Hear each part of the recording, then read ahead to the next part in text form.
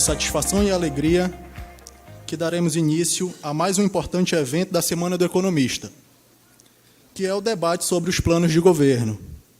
Este evento ocorre em uma parceria com o Comitê de Combate à Corrupção Eleitoral, aqui representado pelo advogado Carlos Santiago. Neste momento, gostaria de convidar para compor a mesa o candidato Lindbergh Barbosa,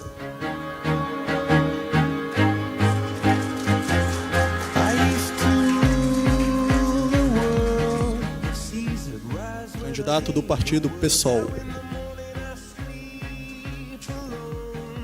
Convido também para compor a mesa a candidata Rebeca Garcia, representando a chapa do partido do PDT 12.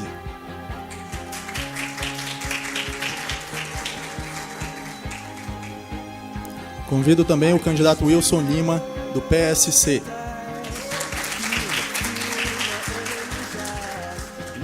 Convido agora o nosso mediador, Dr. Carlos Santiago.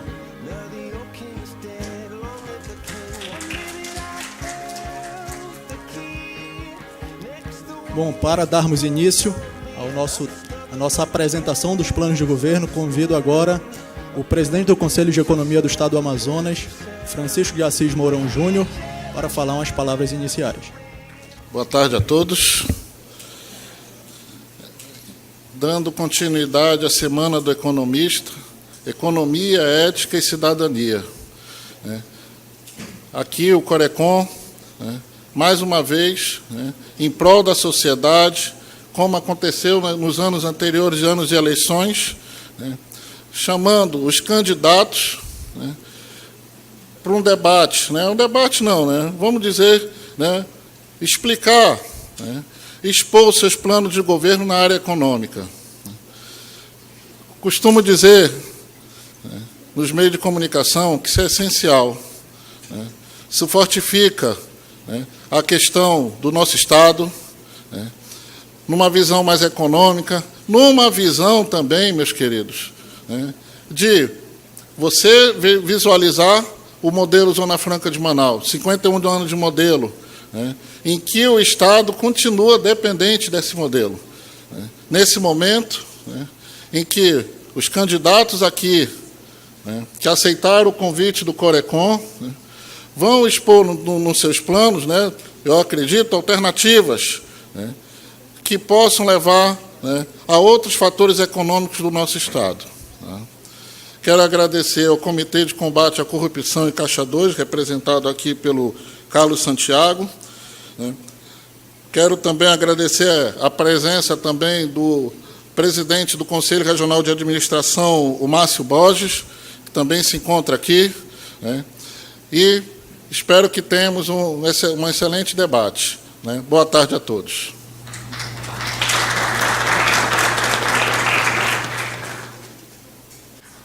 Boa tarde a todos e a todas. Muito obrigado pela contribuição e pela participação nesse evento importante do Conselho Regional de Economia. Todos os candidatos foram convidados.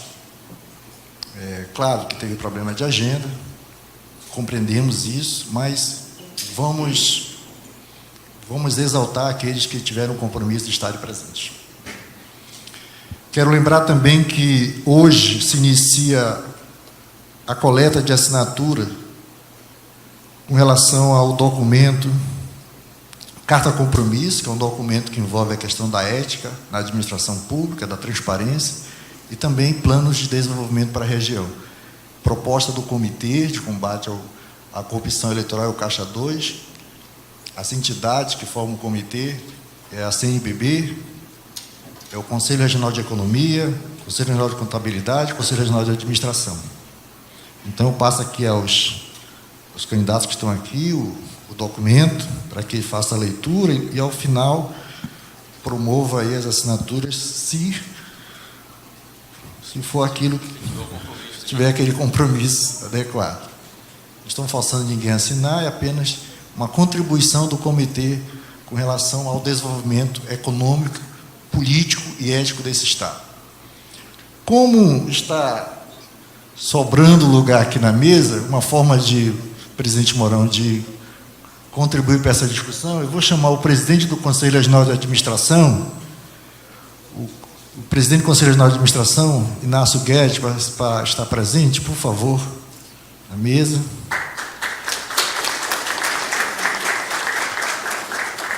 Também vou chamar à mesa o representante da Igreja Católica no comitê, Frei Paulo Xavier, por favor, se faça presente aqui à mesa também, como membro do comitê. A Igreja Católica está aqui, presente nessa discussão.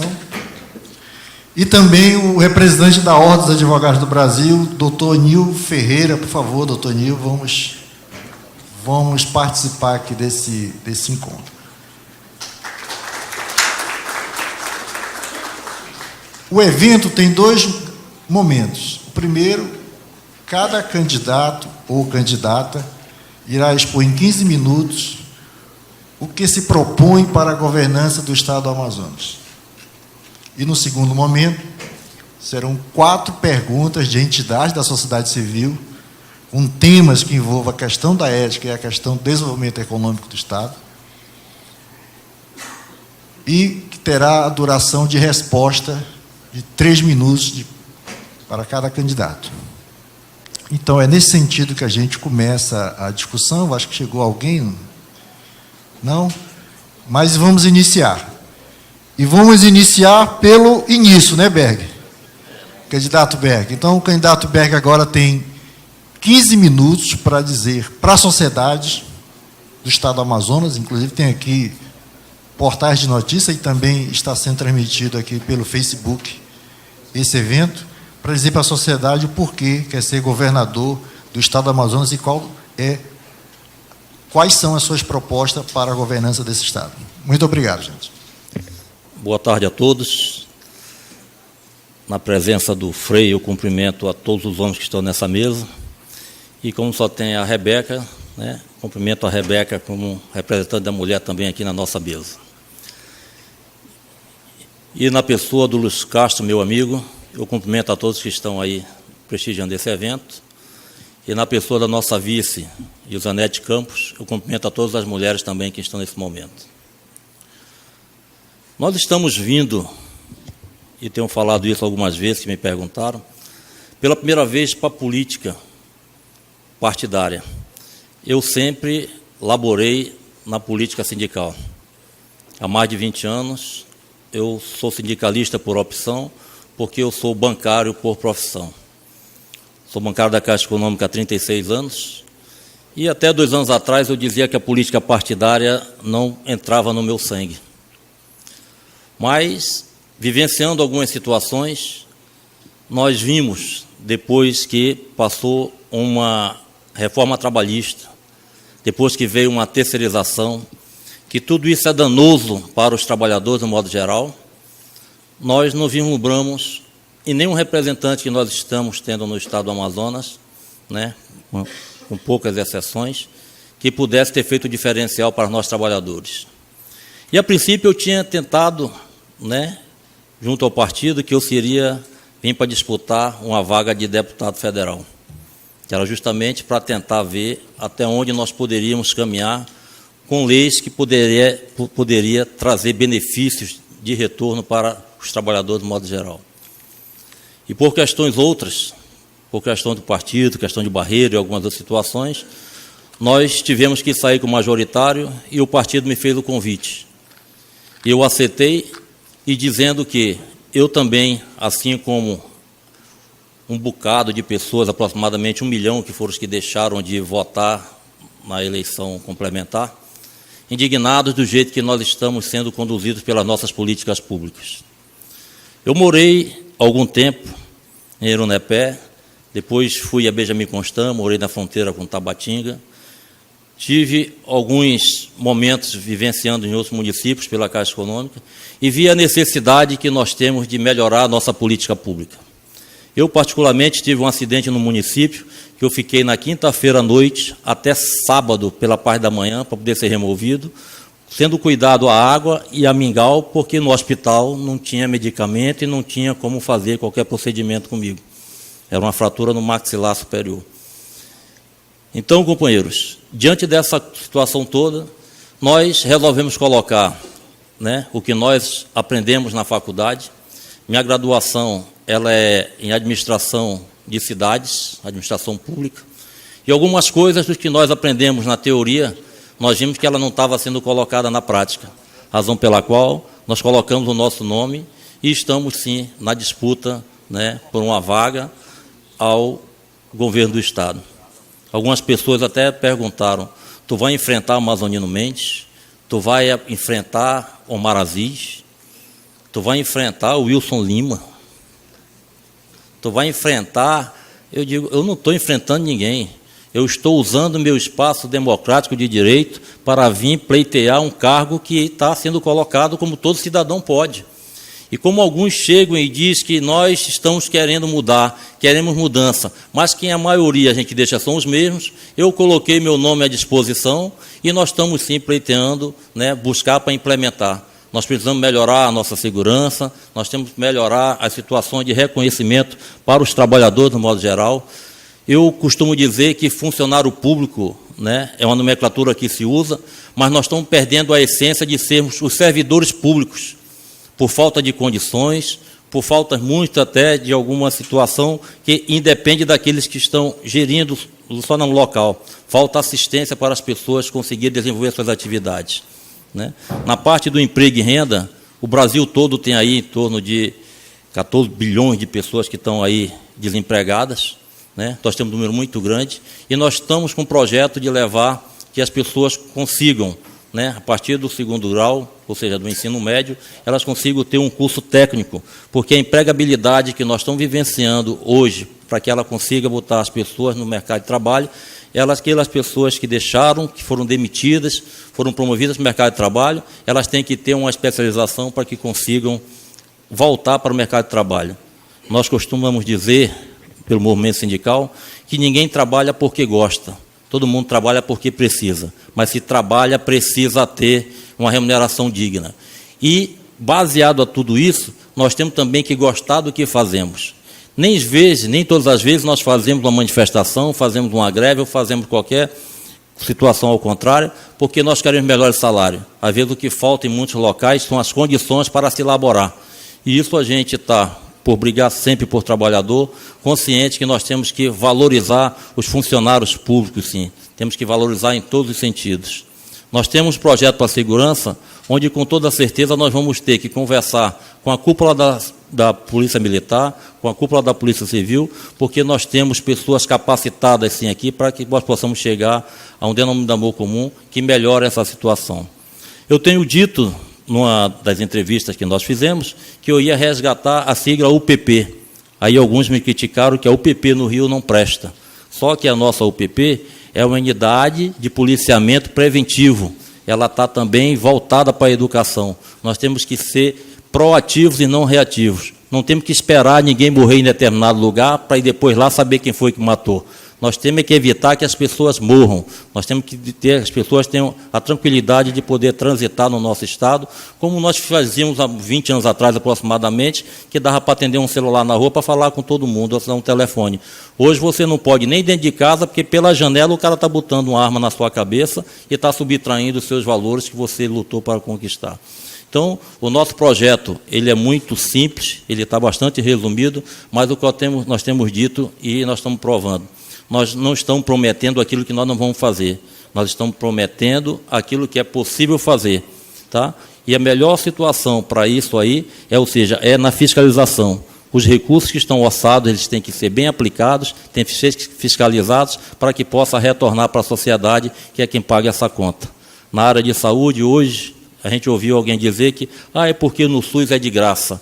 Isso é um engano que algumas pessoas na sociedade têm. Nós pagamos e pagamos muito caro.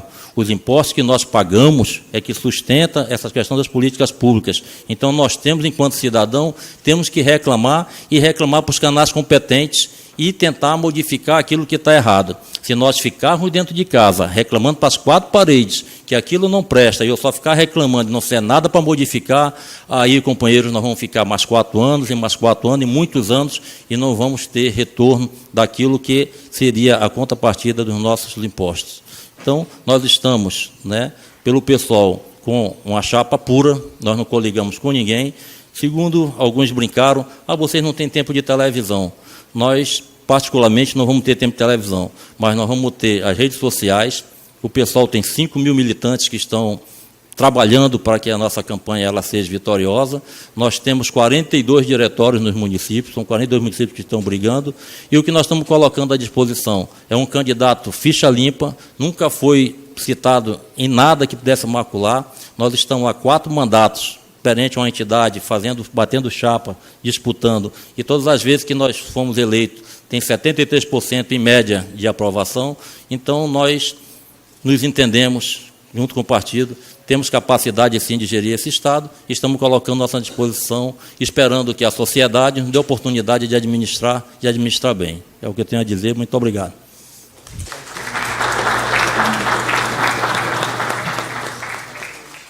Quero chamar também para fazer parte dessa discussão, para expor a candidata a vice e representante do candidato do PDT, Amazonino Mendes, Rebeca Garcia, por favor.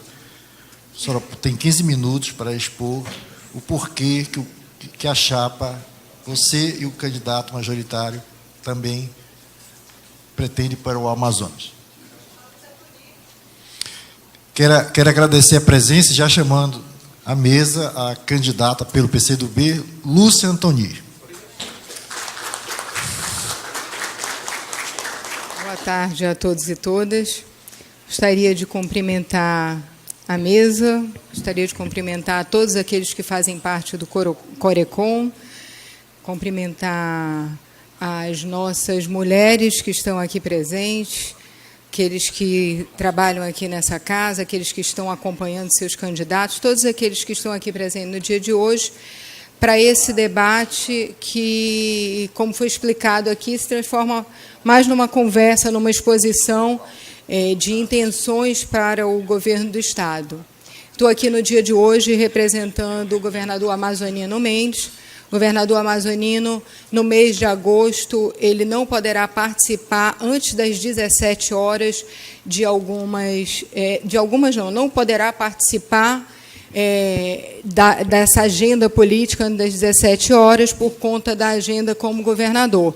Mas essa é uma feliz coincidência, porque eu estava explicando para o nosso amigo Mourão aqui que o governador me incumbiu de coordenar o plano de governo, né? Então, eu tive a oportunidade de estar junto com uma equipe que trabalhou duro, que pesquisou bastante, que estudou, que ouviu a população, né? Essa é uma das nossas intenções, construir um plano de governo ouvindo a população, participativo. O nosso plano de governo já está disponível na internet, mas ele se encontra aberto. Então, assim, nós queremos poder ouvir a população para que a gente possa ainda mais fortalecer e enriquecer esse material.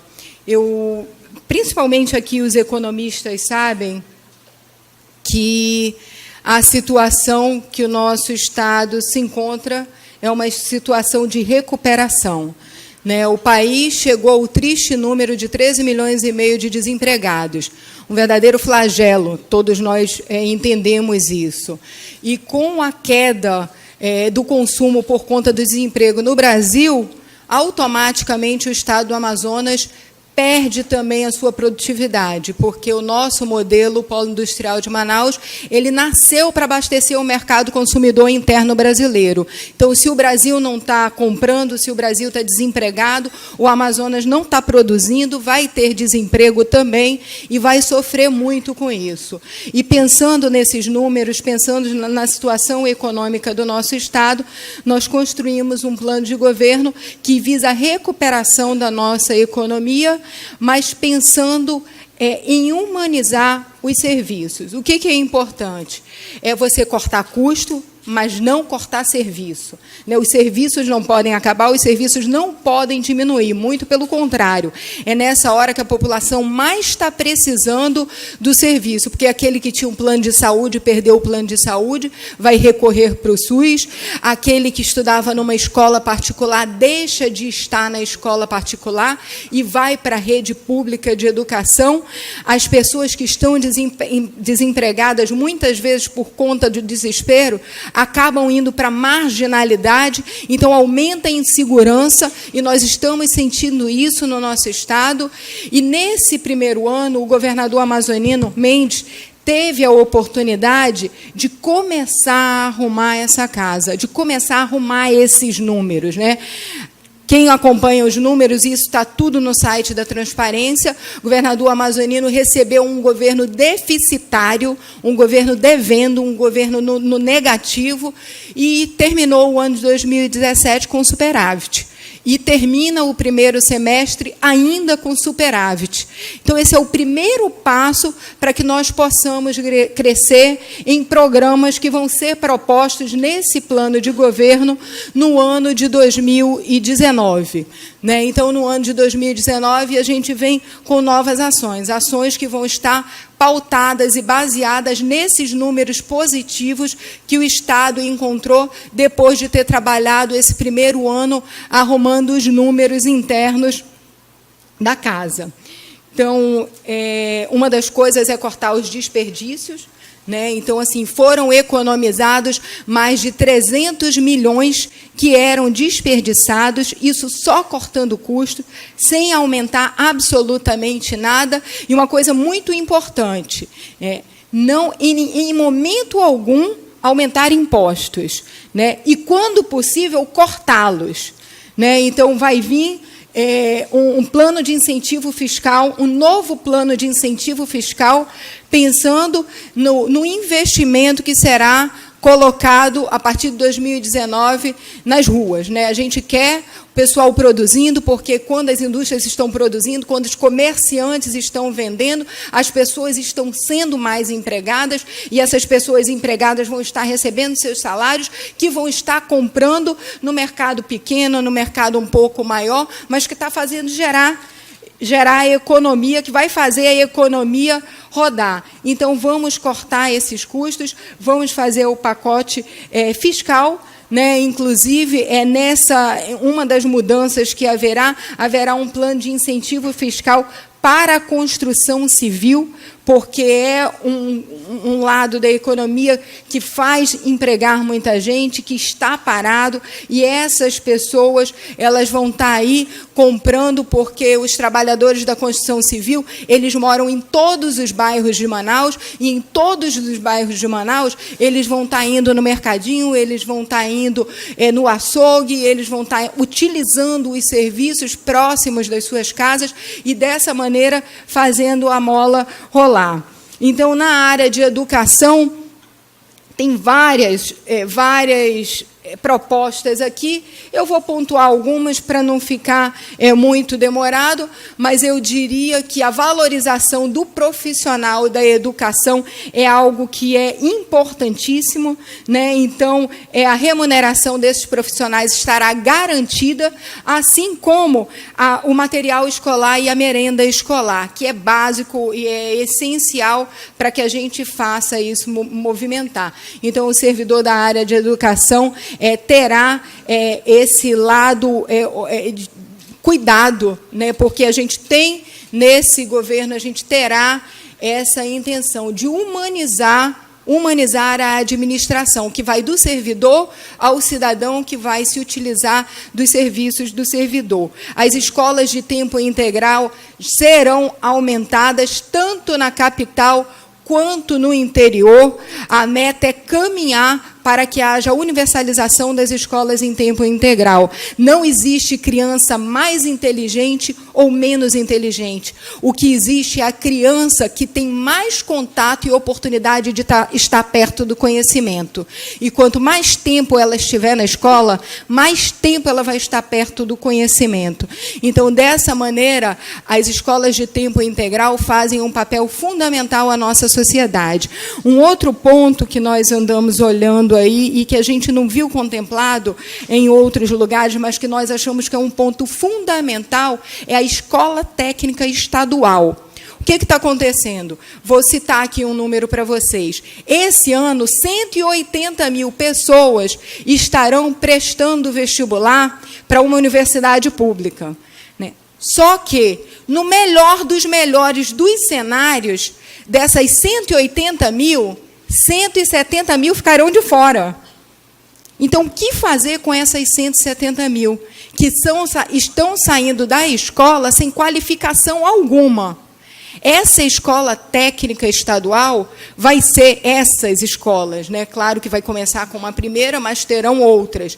Essa escola técnica estadual, ela tem por objetivo inserir o cidadão nessa nova economia, na economia do século que nós vivemos, na quarta revolução industrial, na indústria 4.0. Então, os cursos que já estão contemplados, já estão separados de acordo com a necessidade da indústria, se ouviu a indústria, se ouviu a academia e tentaram encontrar o que o mercado hoje precisa e que está tendo que importar de fora. Qual é o técnico que está sendo buscado em outros estados ou até mesmo em outros países, porque o nosso estado não está formando. Então, esses cursos técnicos terão na nossa escola técnica, porque quem é da minha geração para cima, e eu estou vendo muita gente jovem que talvez nem lembre, mas a nossa escola técnica já foi uma referência, né, onde os nossos meninos se formavam e saíam de lá empregados.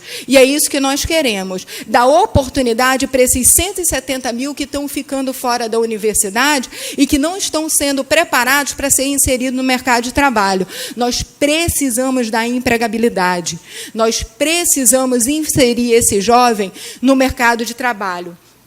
Então, a escola técnica estadual é um outro ponto que nós queremos, caso seja permitido, iremos, né, colocar em prática no governo que se inicia em 2019.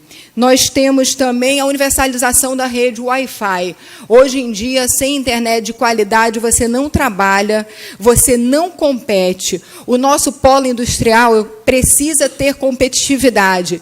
Não basta que o polo industrial tem os seus incentivos garantidos até 2073. Nós precisamos estar no nível da competitividade internacional. E isso começa pela infraestrutura e o Wi-Fi, internet de qualidade, que vai ser colocada aqui à disposição da área de educação, também está visando essa competitividade internacional com os mercados internacionais. Vou aqui. Estruturar a educação indígena também. É outro ponto que nós encontramos com um lápis. Parece que o indígena ele faz parte de uma outra sociedade, de um outro estado, mas ele tem a cultura dele, mas eles são aqueles que fizeram o nosso estado nascer e são a origem de tudo isso. Então, é preciso, sim, que estruture a educação indígena, dando qualidade, valorizando e especializando os profissionais que estão em contato com esses alunos indígenas, para que eles possam ter uma educação também de mesma qualidade. Tem muitas outras, como eu disse, a nossa página é amazonino12.com.br, o plano de governo está lá e está aberto também, se alguém quiser fazer alguma crítica. Ninguém é o pai da verdade, ninguém é a mãe da verdade. Isso aqui é um grupo de pessoas que estudaram, que pesquisaram e que procuraram, dentro do que é possível, dentro do que está é contemplado pelo orçamento, pode ser feito, né? Claro que se alguém tiver uma outra ideia que possa ser melhor, a gente está super aberto para receber. Na área da saúde, tem também a questão da valorização dos profissionais e a humanização das portas de entrada. Um grande problema hoje na nossa área de saúde é a humanização.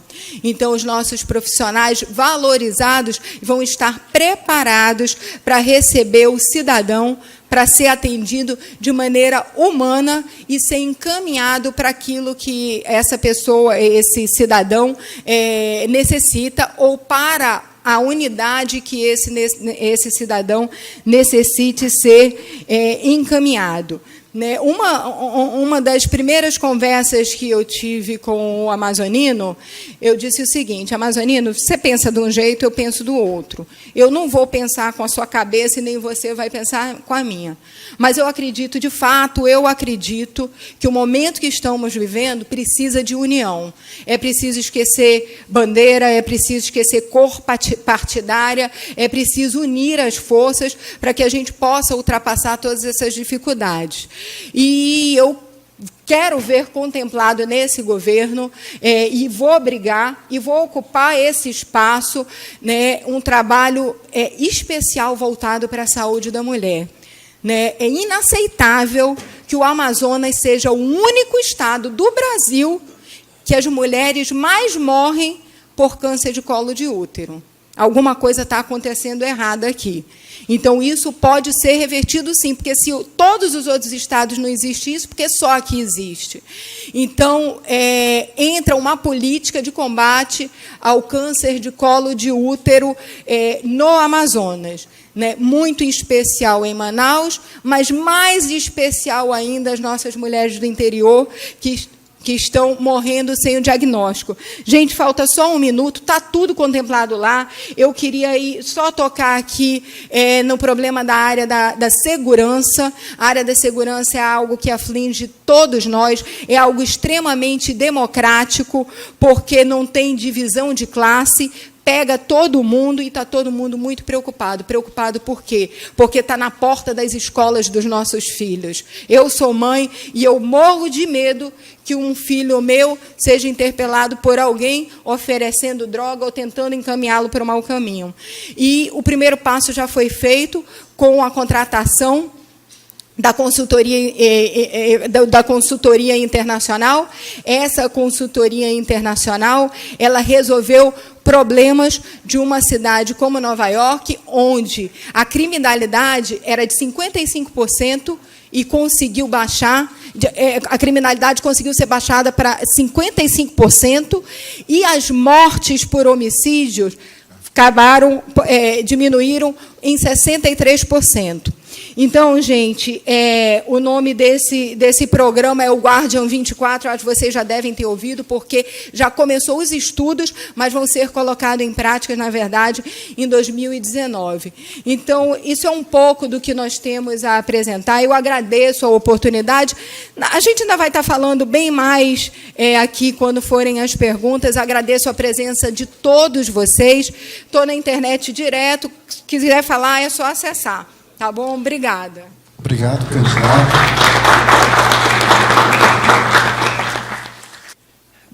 Em nome do presidente do Conselho Regional de Economia, Mourão Júnior, eu quero agradecer o convite. Quero cumprimentar também a mesa em nome do Carlos Santiago, que é presidente da Comissão de Combate à Corrupção da OAB. Quero também cumprimentar os presentes. Muito obrigado pela receptividade, muito obrigado pela acolhida. Sempre que tiver uma oportunidade em que a gente puder ter pessoas interessadas em discutir o futuro do Amazonas, eu estarei presente. Que eu entendo que a gente precisa construir pontes seguras para o futuro. E a discussão de ações de planejamento para o Estado passa por instituições como essa, instituições de classe, sociedade civil organizada, o cidadão comum. Eu digo isso porque há mais de 10 anos que eu tenho acompanhado de perto o problema do cidadão, tenho acompanhado a realidade. E quando eu falo de problemas que as pessoas enfrentam no dia a dia, é porque eu conheço, é porque eu estou lá, é porque eu estou vendo de perto. há 35 anos que a gente tem sido governado por um grupo político. E a gente precisa reconhecer a contribuição que esses homens deram. Temos pontos positivos, temos projetos que deram certo e que beneficiaram o cidadão. E a gente tem que entender que nesse processo, o principal beneficiado tem que ser o povo, tem que ser o cidadão. E isso a gente vai tocar em frente, claro, fazendo os ajustes necessários, como o Prosamin, que beneficiou muita gente, mas deixou de fazer coisas essenciais como rede de esgoto. É preciso fazer revisão nas indenizações, como escola de tempo integral, escola militar que deu certo, mas infelizmente ainda acaba sendo excludente, deixando muita gente fora desse processo. Por que eu falo isso? Porque a gente tem que fazer governos e tem que preparar o Estado, não persona, não de dizer assim, eu fiz ou eu vou fazer, porque ninguém faz nada sozinho. A gente faz com o conjunto da sociedade, com o conjunto das pessoas. É por isso que eu estou vindo aqui. É por isso que eu converso com as pessoas todos os dias. E eu tenho percebido uma insatisfação muito grande. Eu tenho percebido que a gente precisa mudar a maneira de fazer política no estado do Amazonas. Tem muito político tradicional aí ainda no delírio de que vai fazer política como se fazia há 20 anos. Os tempos mudaram. O cidadão está mais informado. O cidadão sabe o que ele quer. O cidadão sabe os acordos que estão sendo feitos e os motivos pelos quais esses acordos fizeram. E não se iludam. Coligação política, organização para a campanha, é um retrato de como vai ser o governo. É por isso que eu tenho caminhado do lado de pessoas que representam o novo. E quando eu falo de novo, quando eu falo de mudança, quando eu falo de transformação, eu não estou falando da boca para fora, não. Eu estou falando de atitudes. Eu estou falando de gestos. É por isso que eu estou caminhando do lado de pessoas como o defensor Carlos Almeida, que é alguém que tem um trabalho forte nas causas coletivas, tem uma bandeira muito significativa em luta pela moradia. É por isso que eu estou andando do lado de pessoas como o deputado estadual Luiz Castro, que vai ser o nosso senador da República. Um homem experimentado na política, um homem vivido, um homem de atitude. E quem conhece o Luiz Castro sabe dos posicionamentos fortes que ele tem tido e como ele tem sido combativo. É do lado dessas pessoas que eu estou caminhando. A gente precisa iniciar uma nova história no estado do Amazonas. Nós precisamos iniciar um novo momento. Já está mais do que provado que o modelo que foi praticado até agora não tornou-se eficiente. É por isso que o estado do Amazonas está no desespero que está. Saúde está falida, o sistema de segurança pública está quebrado. Ontem, a mãe de um amigo meu quebrou o braço. E aí, eles tiveram que ir bater nos hospitais. No primeiro hospital que ele foi, não tinha gesso. No segundo, não tinha médico para engessar o braço dela. Ela conseguiu fazer isso no terceiro hospital. O que eu estou falando aqui é o que eu acompanho no dia a dia do cidadão. Para planejar, tem que conhecer essa realidade. Quem está preso no ar-condicionado atrás de uma mesa nunca vai saber o que é isso. A gente precisa fazer uma reestruturação no sistema público. A gente precisa reestruturar o governo. A gente precisa identificar onde está tendo gasto desnecessário. Só assim a gente vai poder tornar a máquina pública eficiente, desburocratizada, sem que o governante perca o controle. Vocês abram o portal da transparência e vejam quantas pessoas têm lotado na Casa Civil. 500 pessoas. Imagina, e recebem salário de 4, 5, 6. Tem gente que recebe salário de 30 mil reais. Imagina se todo mundo resolvesse trabalhar no mesmo dia. Ia caber lá no palácio? Então a gente precisa revisar esse tipo de coisa. Para fazer isso, tem que ter a liberdade necessária e tem que ter coragem. Eu tenho a coragem e a liberdade necessária para fazer o que tem que ser feito. No nosso plano de governo, nós elencamos 4 pontos que são primordiais. E eu não vou sossegar enquanto a gente não diminuir esses índices. Hoje você não pode mais ficar na porta da sua casa porque você tem medo de ser assaltado. A gente precisa combater de forma muito forte a violência. 80% dos homicídios que acontecem na capital têm relação com o tráfico de drogas. A gente precisa fazer parceria com o governo federal e isso tem que ser urgente para guarnecer as nossas fronteiras, através da ação do Exército, da ação da Polícia Federal. Da nossa parte, nós precisamos aumentar o efetivo da Polícia Militar. Em média, 300 a 400 policiais saem da corporação, ou porque se aposentaram, ou porque passaram no concurso, ou porque mudaram de cidade, e esse efetivo não é reposto. A gente precisa fazer concurso público e treinar esse policial. E não tem que treinar só de mentiria, não, tem que treinar de verdade. Tem que treinar de verdade. E a gente precisa valorizar o profissional. É compromisso nosso fazer com que a database seja cumprida, que o governo cumpra o que está na legislação e o que está previsto nos acordos trabalhistas. A gente precisa valorizar principalmente aquele policial que está na ponta, aquele que está trocando tiro com a bandidagem. Às vezes o bandido está lá com um fuzil, está com a metralhadora e o policial está com uma pistola. A propósito, tem policial que não dá um tiro há 5 anos. Sabe por quê? Porque não tem munição para esse policial treinar. Nós precisamos investir em tecnologia. Nós vamos montar um sistema de monitoramento inteligente. Sistema que já tem funcionado em Vitória e de forma muito eficiente. Como ele funciona? São câmeras instaladas em principais pontos de acesso da cidade. A cidade de Manaus ela é cortada por igarapés. Para você passar de um lado da cidade para o outro, você tem que atravessar o igarapé, né, através das pontes. João Batista, Avenida Grande Circular, Silves, e por aí vai.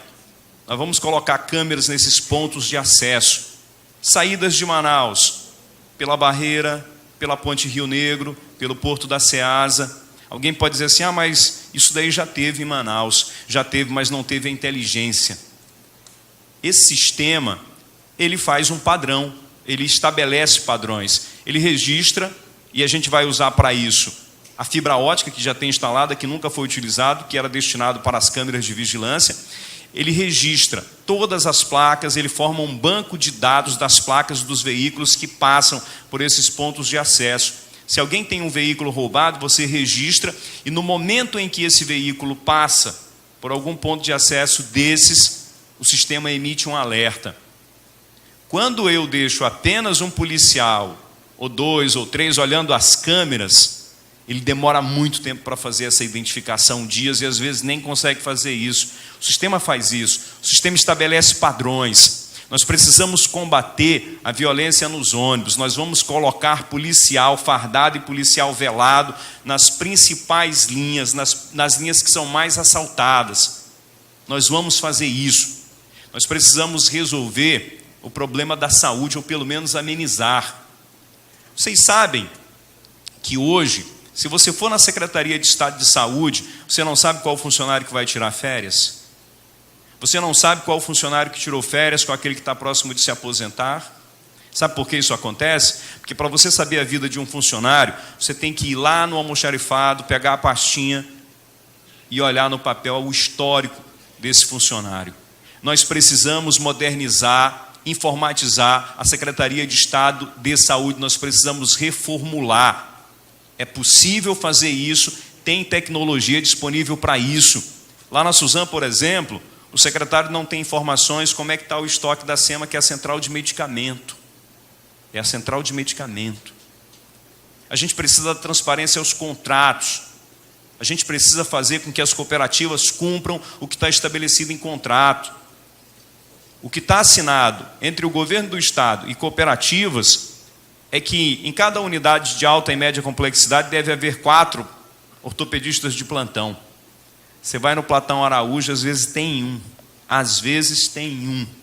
Onde estão esses outros médicos? A gente precisa revisar isso.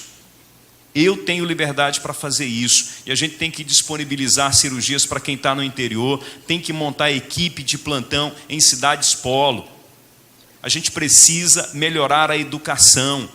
Escola de tempo integral, escola militar. É um sistema que tem dado certo. Eu fui lá na comunidade Lago Azul, que fica logo depois ali, Carlos, da Barreira. Lá tem uma escola militar. Mas a criança que mora do lado da escola militar não estuda nessa escola militar. Por que essa criança não tem direito de estudar na escola militar? E sabe por que essa criança não estuda lá? Porque o pai, a mãe, não tem condições de pagar o material didático. O livro, em média, os livros custam, em média, 600, 700 reais. A gente precisa diminuir essa diferença. Só sabe disso quem está na comunidade, quem entende a realidade. Quem está no ar-condicionado atrás do gabinete não sabe o que é isso. A gente precisa resolver essas distorções. A gente precisa fortalecer a Zona Franca de Manaus. Nós precisamos lutar para ampliar esses incentivos para outros municípios da região metropolitana. E a gente precisa investir em outras matrizes econômicas. A gente precisa desenvolver o polo naval, o polo mineral, o polo gás químico, e a gente precisa investir fortemente na biotecnologia. É incoerente que se propague que a Amazônia é rica, que a Amazônia tem a maior biodiversidade do planeta e que o IBGE mostre, como mostrou no ano passado, que a população do Amazonas é a segunda mais pobre do país. Essa é a nossa realidade. Eu conheço a realidade e tenho a liberdade para fazer o que tem que ser feito. Nós precisamos reformular a estrutura do Estado. Enquanto a gente não reformular, a coisa não vai caminhar. A gente precisa montar uma secretaria de planejamento competente que tenha independência técnica. E por isso, Mourão Júnior, vou precisar muito do senhor, vou precisar muito da sua equipe, vou precisar muito dos economistas para que a gente possa pensar ações para o futuro. A gente precisa montar mais uma vez a Secretaria de Ciência e Tecnologia, porque a gente precisa explorar a nossa biodiversidade. A gente precisa fazer com que o CBA, que é o Centro de Biotecnologia da Amazônia, funcione efetivamente. Hoje, os pesquisadores que estão lá no CBA, financiados pelo CNPq, ficam aqui 2 anos, fazem suas pesquisas e depois disso o que acontece? Vão embora, vão levar o que aprenderam aqui para outros estados. Para encerrar, meus amigos, eu quero dizer que meu número é 20. Hoje à noite a gente está fazendo o lançamento da nossa candidatura lá no Largo de São Sebastião. A transmissão vai ser ao vivo pelo meu Facebook, Wilson Lima AM. Pode me acompanhar também no Instagram. E eu queria aqui quebrar o protocolo, meu amigo. Eu posso já assinar esse compromisso aqui? Eu quero assinar. Pode?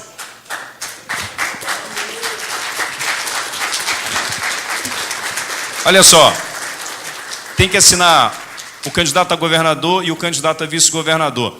E eu quero também convidar o nosso senador, posso só para ele referendar? Bora lá, meu senador.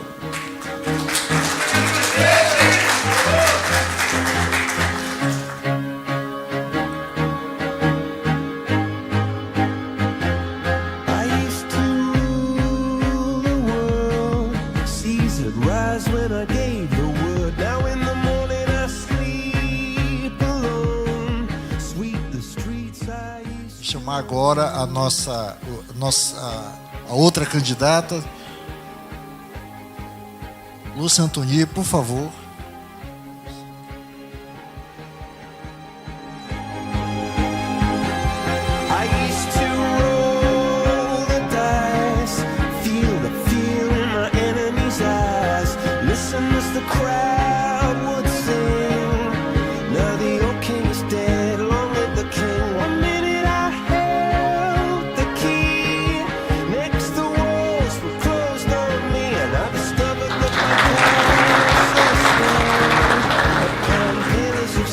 Boa tarde a todas e a todos presentes nesse evento. Eu quero, em primeiro lugar, saudar a iniciativa do Corecon de promover um debate nesse nível, porque eu comecei minha militância no movimento estudantil ainda na época da ditadura militar. E quando a gente discutia, naquele momento, a importância da democracia para o Brasil, a gente dizia que, mais do que a democracia representativa, era preciso fortalecer a democracia representativa. E essa se dá através de debates como esse, através das organizações das categorias profissionais, das associações de moradores, das organizações de mulheres, das organizações juvenis, porque é justamente a partir dessa discussão e dessa visão mais ampla da sociedade que nós podemos chegar ao fortalecimento de um projeto de nação que contemple a maioria do povo brasileiro. Portanto, eu quero saudar o Corecon por essa iniciativa de promover esse debate fundamental nesse momento em que vive a nação brasileira. Em segundo lugar, eu gostaria de dizer que eu sou candidato há menos de 24 horas, portanto, não tenho um plano de governo elaborado. Mas a minha candidatura ela representa, nesse momento, uma parcela do povo brasileiro que decidiu resistir ao golpe que está implantado nesse Brasil. Porque o que a gente está em curso hoje, nessa eleição, é tentar legalizar o golpe de 2016 através do voto. E aí nós precisamos discutir quais são os projetos que estão em jogo. Porque não adianta eu dizer que a saúde está ruim, não adianta eu dizer que não tem o material para colocar o gesso, né? Quando hoje, na era moderna, nem se usa mais gesso, mas no serviço público ainda estamos usando gesso. Porque nós precisamos discutir o que está em jogo. O que está em jogo hoje no Brasil é se nós teremos o SUS ou se o Brasil vai perder o maior sistema e melhor sistema de saúde do mundo, mas que, infelizmente, não foi implementado como deveria. E não foi por quê? Porque existem outros interesses que estão por trás disso. É o serviço privado. Se fala aqui que os médicos não estão indo para o plantão. Esse modelo não pode dar certo. Como é que você vai passar a responsabilidade do Estado para a iniciativa privada?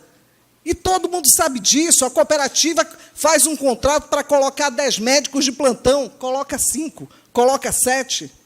Todo mundo sabe disso, isso há muito tempo. Então, esse modelo ele tem que ser modificado. O SUS não, o SUS tem que ser fortalecido. Então, eu quero aqui colocar que o que a gente está defendendo nesse momento é justamente a discussão entre qual o projeto político que serve para o Brasil. Falar em recessão hoje no Brasil é uma coisa meio, às vezes, complexa, né? Mas virou clichê. Porque assim, não é a crise. Mas por que está a crise? Nós vivemos um período pré-impeachment que houve o desabastecimento. Quem faz supermercado sabe que, quando ia comprar um frango, não tinha um frango para vender. Aí surgiram uns quase pintinhos, mas tinham que se comprar no supermercado. Nós não passamos fome no pré-golpe porque o Brasil tem um projeto de agricultura familiar. Porque, senão, os grandes produtores teriam segurado as suas produções, como muitos fizeram, derramando leite na rua, jogando tomate no chão, para que a população ficasse com fome. É esse projeto que precisa ser discutido. É se nós queremos para o Brasil o projeto que está aí, que boicotou tanto e dizia que, com a saída da Dilma, o governo ia crescer, a economia ia prosperar, e eles não conseguem sair do golpe, não conseguem sair da crise. Pelo contrário, aqui vocês são economistas e sabem mais do que eu.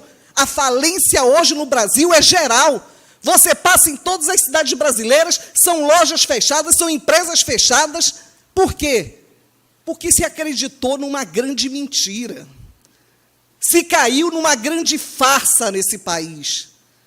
Não tem como resolver o problema da economia desempregando o trabalhador.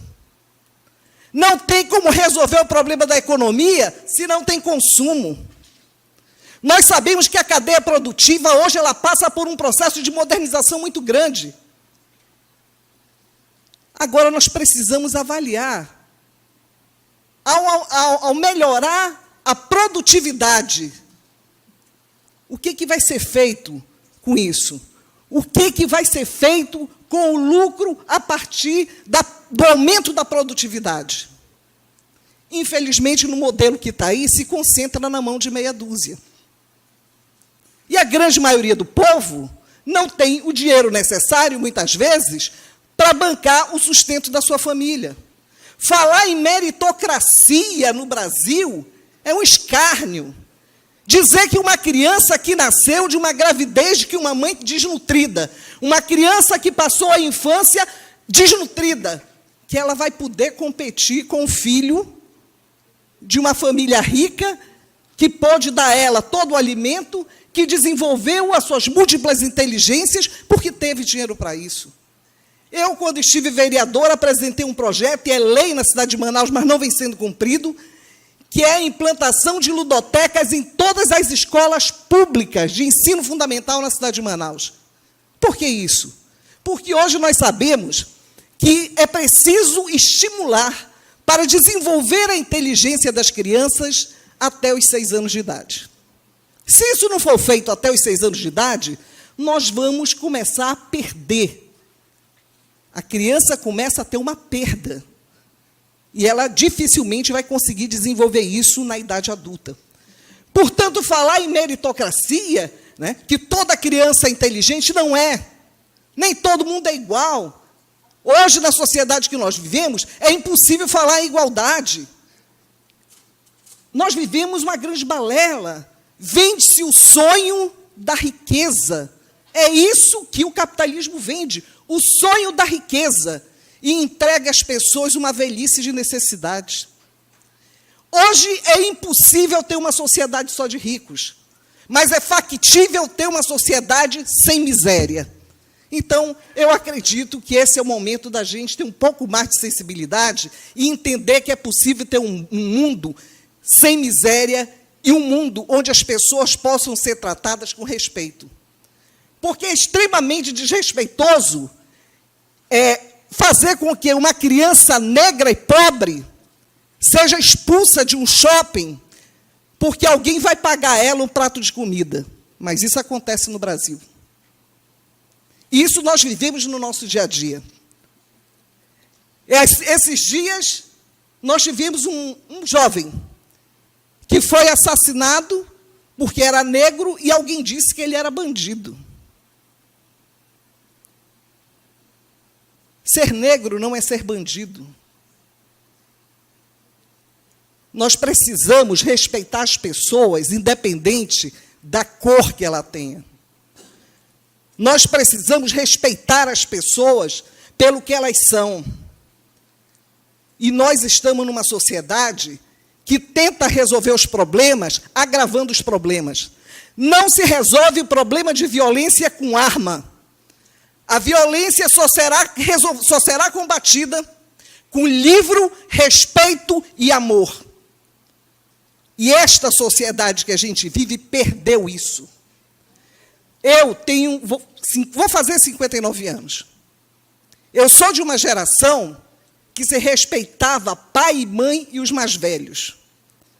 Bastava o pai ou a mãe olhar, a gente obedecia. Hoje, aqui como só tem adulto, vou ter que usar essa linguagem chula, mas hoje tem filho que manda pai e mãe tomar no cu. É isso que nós estamos vivendo hoje. Isso é ser ousado? Não, isso é ser debochado. A minha geração quebrou tabus, mas quebrou valores também. Essa sociedade hoje, capenga, jogada nas sarjetas, imunda, drogada, não é uma sociedade que tem de futuro.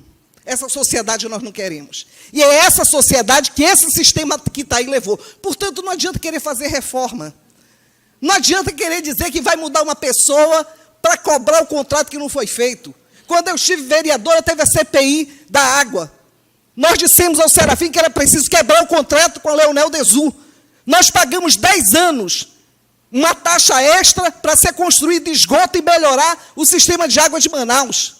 Não foi feito isso. Foi repactuado com a empresa. E hoje nós continuamos sem ter esgoto e consumindo uma água de péssima qualidade. E é por isso que hoje os grandes condomínios perfuram o nosso lençol freático, colocando em risco o nosso lençol freático, colocando em risco a nossa sustentabilidade. Nós precisamos, portanto, entender que nesse momento de discussão das eleições, muito mais do que pensar num candidato que se apresenta de uma maneira muito plástica, é preciso pensar na proposta que está sendo apresentada. Esse modelo que está aí não presta. Esse modelo que está aí é excludente. Esse modelo que está aí cria marginais. Esse modelo que está aí está destruindo a economia brasileira e nacional. O Brasil está ficando, nesse projeto que está sendo implantado no Brasil, uma neocolônia. Nós estamos vivendo um neocolonialismo. E mais grave, eu gostaria, inclusive, que os candidatos tivessem a coragem de dizer: a Zona Franca de Manaus nunca esteve tão ameaçada como está agora. O Temer acabou de fazer um decreto que acabaria com a indústria de concentrados aqui no estado do Amazonas, no nosso PIN. Se buscou de todas as maneiras, através da articulação política, os aliados de Temer dizendo e garantindo que o Temer iria modificar o decreto. Não modificou. Foi preciso que a senadora Vanessa Graziotin fizesse um projeto legislativo para barrar esse projeto do Temer, porque a Zona Franca de Manaus, ela é a única que está garantida na Constituição brasileira. Mas essa ameaça não vai parar. Foi assim no governo do Fernando Henrique. Se tentou de todas as formas acabar com a Zona Franca de Manaus. Nós, portanto, precisamos entender o que é que nós queremos. A Zona Franca de Manaus não é o melhor modelo, mas nós não vivemos sem ele nesse momento. Nós precisamos avançar, temos biodiversidade? Temos, mas nós precisamos, primeiro, criar e estruturar isso. E nós tivemos governo, Rebeca, você sabe disso, que na gestão anterior do Amazonino, ele acabou com a CEPRO. Foi uma dificuldade para botar a CEPRO de volta. Foi preciso muito esforço para que a CEPRO pudesse cumprir o seu papel de desenvolver o interior do Estado, gerando emprego e renda em todos os municípios. Nós precisamos agregar valor aos nossos produtos, e isso não é fácil, a competição é muito grande. Nós precisamos, portanto, ter governo que tenha compromisso com o povo e com um novo projeto. Então, nessa eleição, eu quero dizer a vocês que, embora o projeto não esteja pronto e acabado, até mesmo a minha candidatura pode não ser ainda definitiva, porque nós estamos buscando ainda a ampliação de uma frente que possa representar esse outro contraponto, uma aliança que se contrapõe a essa aliança de direita que representa nacionalmente o Alckmin, a aliança que eu pertenço, é o projeto de retomada do desenvolvimento do Brasil com Lula presidente. Nós precisamos ter aqui no estado do Amazonas esse contraponto que, infelizmente, ainda não conseguimos consolidar. Mas estamos num processo de aliança que está sendo, nesse momento, construído para que possamos dar ao estado do Amazonas a possibilidade de ter, de fato, um novo projeto. Um projeto que se contrapõe ao atraso. Um projeto que não queira acabar com a violência com arma, mas com um projeto que garanta o desenvolvimento humano e, acima de tudo, o desenvolvimento econômico para valorizar, para garantir o desenvolvimento social e valorizar a pessoa. Portanto, ficamos aqui à disposição de vocês e a nossa luta é uma luta que continua através de mim ou junto comigo. Obrigado. Boa tarde a todos. Cumprimento os candidatos e toda a mesa. A pergunta que o Instituto Juricaba irá fazer aos candidatos é a seguinte: o Amazonas é um estado onde a maioria dos serviços prestados à população ainda são feitos por empresas públicas ou sociedades de economia mista, como, por exemplo, a Cigás, Amazonas Energia e as suas subsidiárias, além da quase totalidade dos municípios terem sua distribuição de água feita por meio dos sistemas autônomos de água e esgoto, o SAAI.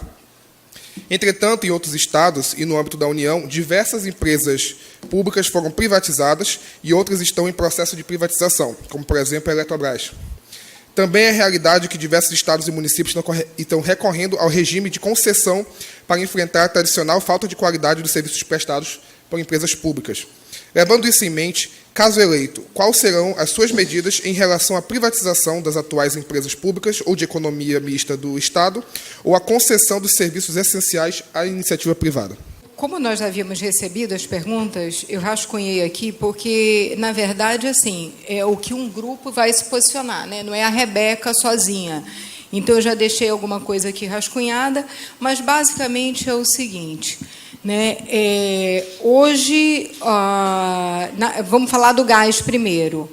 O gás, né, o Amazonas detém apenas 17% né, do capital social votante 51%, 17% do capital social da Cigás, né? E a Cigás tem um potencial enorme, todos nós sabemos, né? O nosso subsolo foi apenas rascunhado e nós representamos aproximadamente 12, 13% das riquezas de gás naturais do país, né? Então, ainda tem muito a ser descoberto. Os recursos oriundos desse gás, eles podem potencializar a economia e podem se transformar num futuro polo industrial de Manaus em termos de recursos, geração de emprego e renda.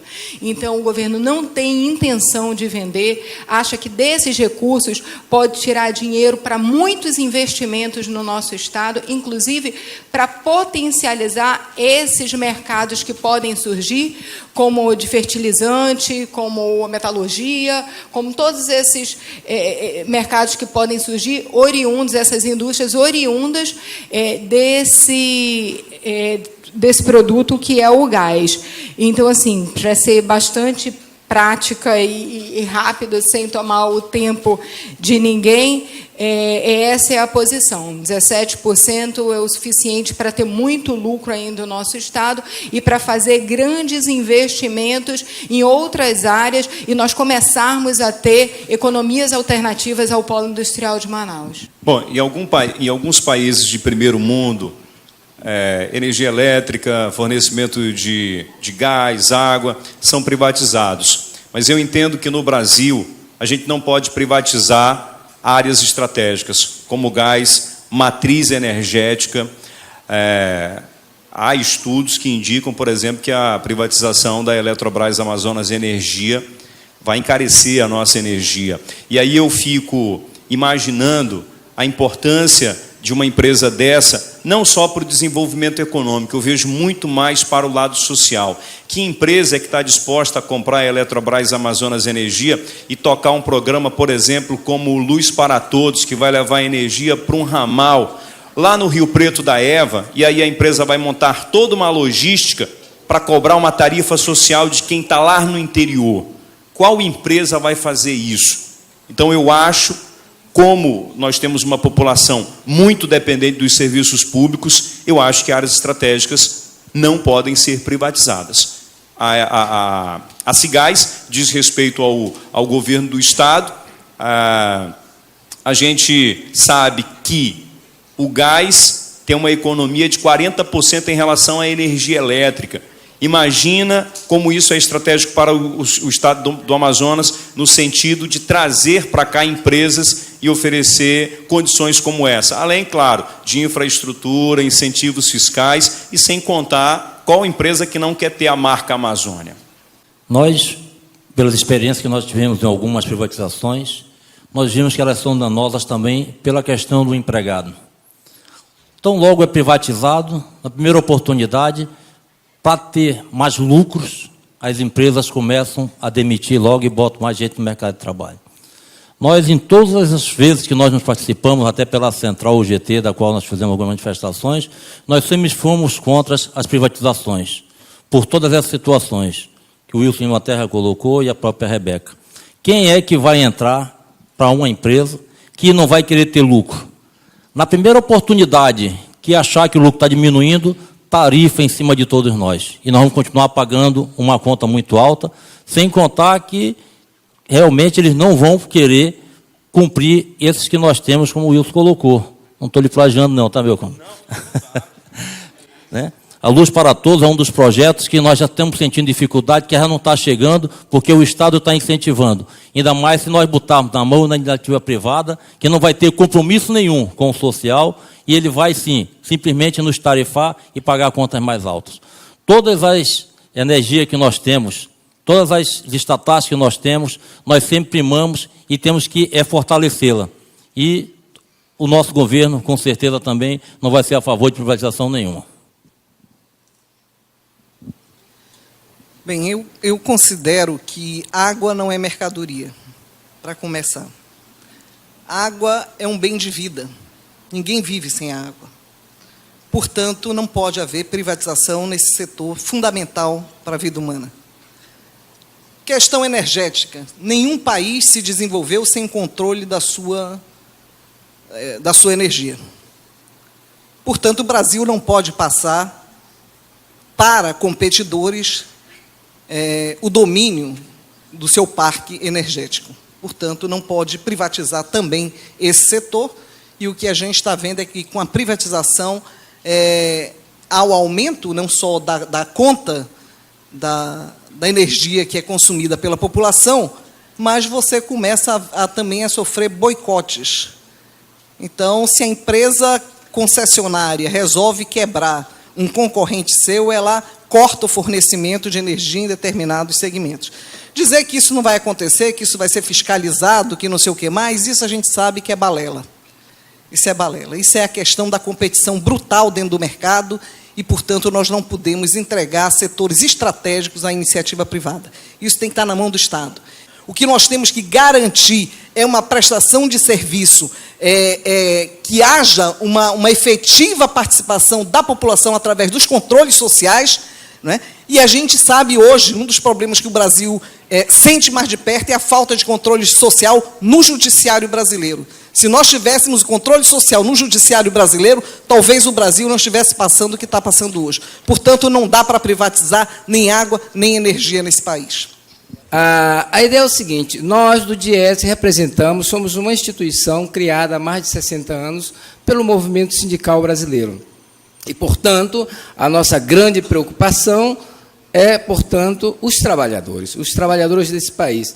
Bom, a pergunta que nós fazemos para os sindicatos, e é uma preocupação com o nível de emprego, e sabemos que, se voltamos a crescer, nós não vamos dar emprego ou gerar emprego para todo mundo, haverá um número de desempregados grandes, e, como todos sabem, nós estamos à porta do que chamamos a quarta revolução industrial, né, a indústria 4.0, inteligência artificial, Big Data, né, as impressoras 3D, tudo isso o movimento sindical já está esperando que venha mais desemprego. Então, um dos grandes problemas que nós vamos enfrentar no curto e no médio prazo é o aumento do desemprego. Então, a pergunta para os candidatos é no sentido, no caso da Zona Franca de Manaus, nós já estamos vendo casos de aumento do desemprego pelo aumento da intensidade tecnológica, pela robotização das linhas de produção. Então, queremos saber como se fará, dentro do projeto econômico, o que se fará para minimizar ou para fazer uma transição que nós acreditamos que tem que ser justa. Muito obrigado.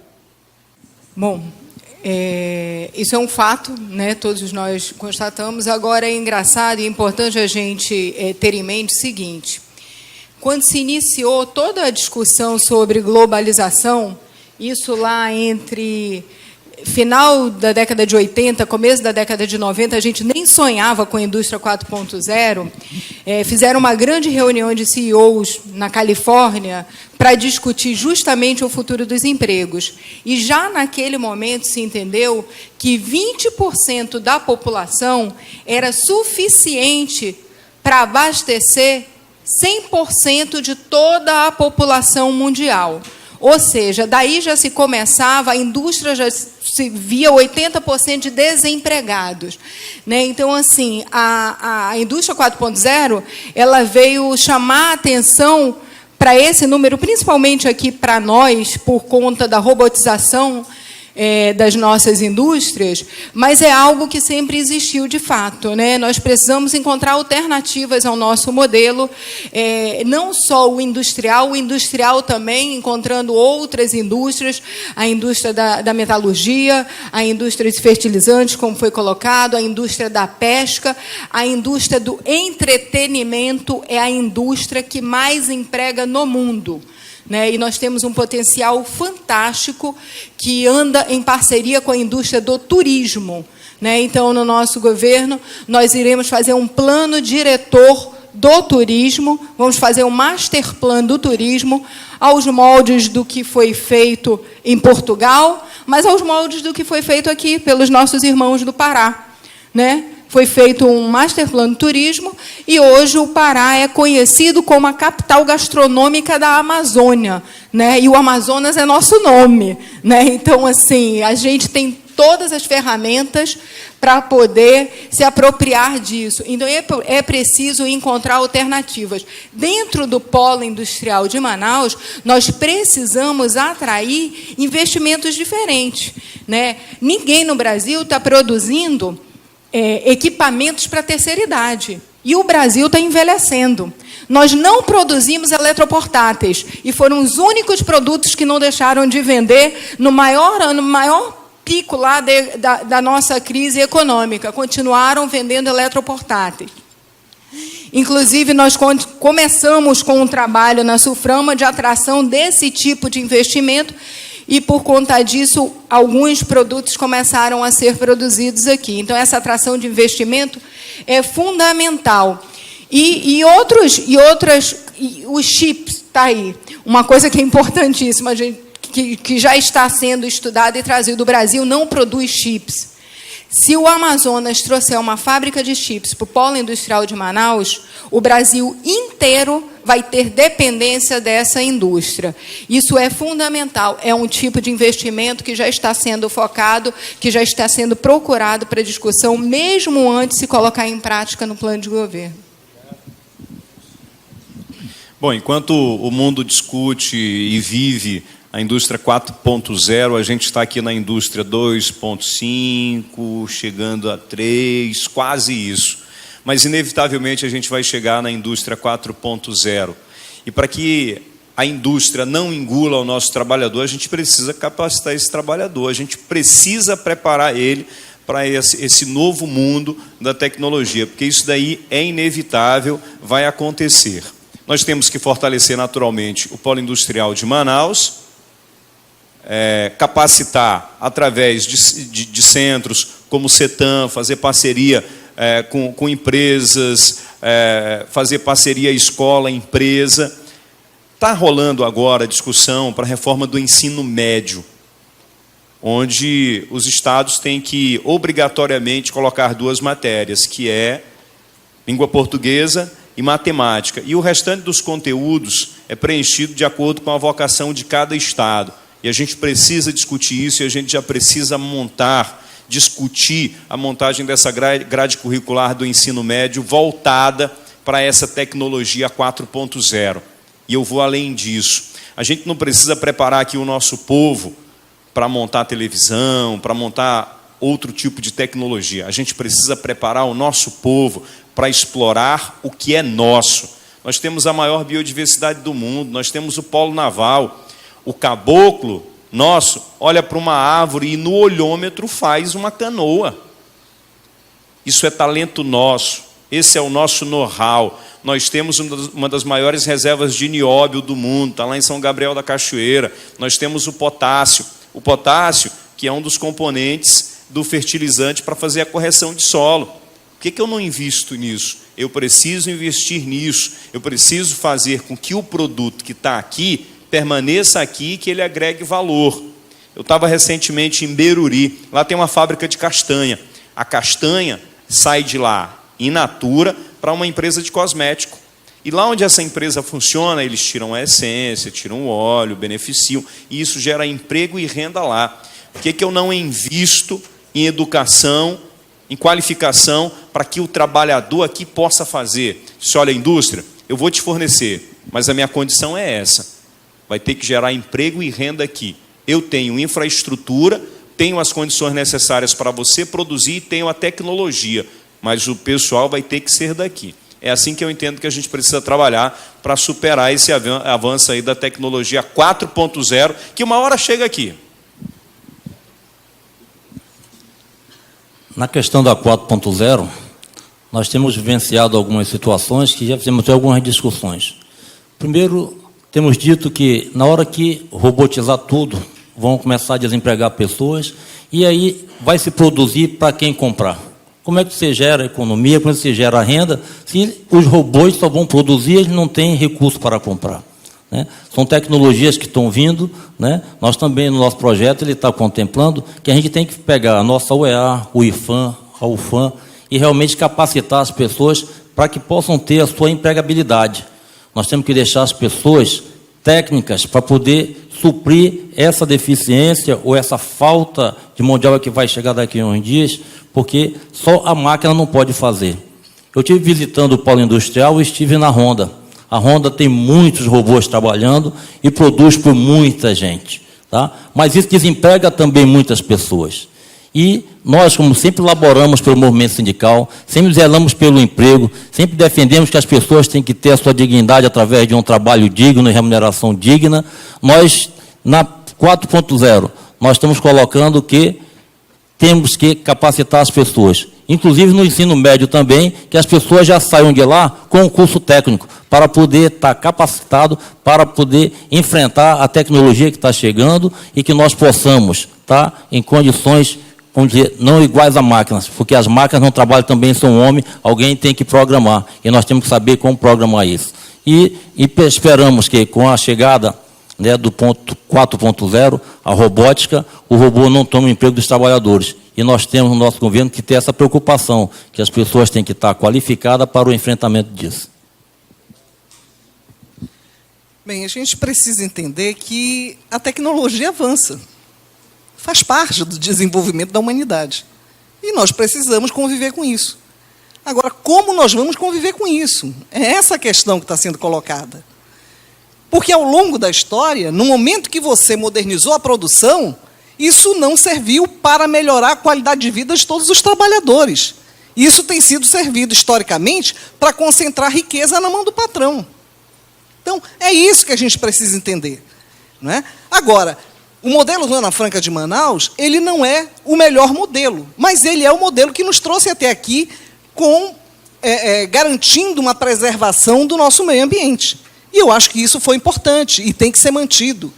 Agora, nós precisamos trabalhar e ter em perspectiva uma nova rede de desenvolvimento para o estado do Amazonas.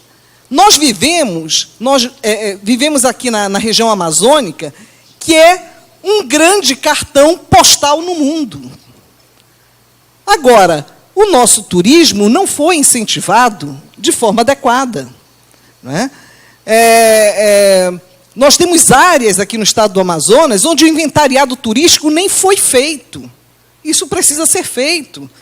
Nós precisamos trabalhar, o mundo inteiro hoje já trabalha com turismo ambiental, com turismo ecológico, com turismo comunitário, e a gente não conseguiu dar um passo nisso aqui. E a gente precisa entender que o turismo não é coisa de gente rica, porque também tem esse preconceito. O trabalhador mais humilde, ele não tem direito de fazer turismo, ele tem que ter o direito de fazer o turismo, e nós temos que ter esse mapa montado das regiões do estado do Amazonas. Agora, nós precisamos entender também o seguinte: a pessoa que tem muito dinheiro, que gosta de fazer o turismo ecológico, não vai vir para o Amazonas para pisar na lama. Porque é isso literalmente que nós temos hoje. Você vai ali naquelas cachoeiras, não tem um corredor pavimentado para que o turista possa caminhar. Ele escorrega literalmente na lama. Não dá para chamar o turista para cá, no município, onde a água que chega no hotel ou na pousada é suja.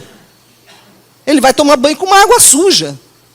Então, nós precisamos criar as estruturas e a infraestrutura necessária para desenvolver o turismo. Mas não é só por isso, não. É porque a população merece viver num local saneado com dignidade. Se nós tivéssemos esses locais saneados com dignidade, nós poderíamos estar trabalhando o turismo. Nós temos uma biodiversidade enorme. O Amazonas pode ser o maior produtor de proteína animal do mundo através da piscicultura. A gente começou a desenvolver isso na CEPRO, isso precisa ser levado adiante, isso está parado. Não é? Então, gente, tem muita coisa que precisa ser feita e a gente não precisa ter medo do desenvolvimento tecnológico. Nós temos que ter a responsabilidade de como a riqueza produzida passa a ser distribuída na sociedade. Então, o Conselho de Economia faz a seguinte colocação aos candidatos. Considerando a forte dependência da economia em relação ao polo industrial de Manaus, modelo este que mostrou fragilidade perante a última crise e considerando as dificuldades e altos custos logísticos de escoamento da produção do interior, quais as alternativas que efetivamente possam gerar desenvolvimento econômico no Amazonas? Quer dizer, alternativas ao polo industrial. Bom, essa pergunta meio que completa a primeira, né? O raciocínio é basicamente o mesmo, né? Em relação às alternativas ao polo industrial de Manaus, no mundo que nós estamos vivendo hoje. Em primeiro lugar, como foi pontuado a questão do interior, tem a questão da logística. Realmente, a gente precisa fortalecer a nossa logística, preparar melhor os nossos ramais para o escoamento melhor da nossa produção, se a gente quer trazer, se programamos e colocamos no nosso plano de governo, fortalecer a produção agrícola e a indústria da agricultura, né, a agroindústria, e pensar nesses produtos como grandes produtos para exportação, a gente precisa viabilizar o escoamento dessa produção. Então, as vicinais são fundamentais, e aí a gente tem que reconhecer o trabalho de todos e lembrar também, né, a gente tem que falar quando tem que falar, mas tem que também aplaudir quando tem que aplaudir. E quem mais construiu vicinais nesse estado foi o governador amazonino Mendes, é um fato. Né? Isso aqui não é confete, é um fato. Então, assim, é a política dele fazer vicinais para escoamento de produção. E vai continuar sendo. Então, o escoamento da produção, trabalhar e potencializar o setor primário, né? Nós temos aí grandes possibilidades. O setor da pesca é né? A piscicultura é uma, tanto ela esportiva quanto piscicultura mesmo, a pesca esportiva e a piscicultura tem um grande potencial para ser trabalhado. O açaí é outro potencial fortíssimo, né? A gente está vendo aí o açaí conquistando o mundo. Precisaram 2 surfistas da Califórnia virem ao Brasil para descobrir o açaí, está vendendo no mundo inteiro, ganhando muito dinheiro, e os Estados Unidos juntando a marca do açaí, a marca da Coca-Cola, e o Brasil não levando nada com isso. Né? Você chega numa gôndola no supermercado americano, você vê uma pilha de produtos dizendo produtos do Brasil. Quando você vai ver onde eles foram produzidos, nenhum produzido no Brasil. Nenhum. Então, é uma vergonha, né? A gente tem que agregar valor aos nossos produtos da natureza, seja eles frutas, sejam eles do nosso subsolo, os nossos minerais, sejam eles a nossa piscicultura, nos nossos rios. Então, é fundamental fortalecer isso. A infraestrutura, trabalhar os nossos portos, os nossos aeroportos, alfandegar os portos que são necessários, como de Tabatinga, que faz a saída para o Pacífico, a saída mais curta que nós temos para chegar na Ásia, que é via Pacífico. O alfandegamento do porto de Tabatinga é fundamental, e o governo estará trabalhando no sentido de melhorar a logística do nosso estado.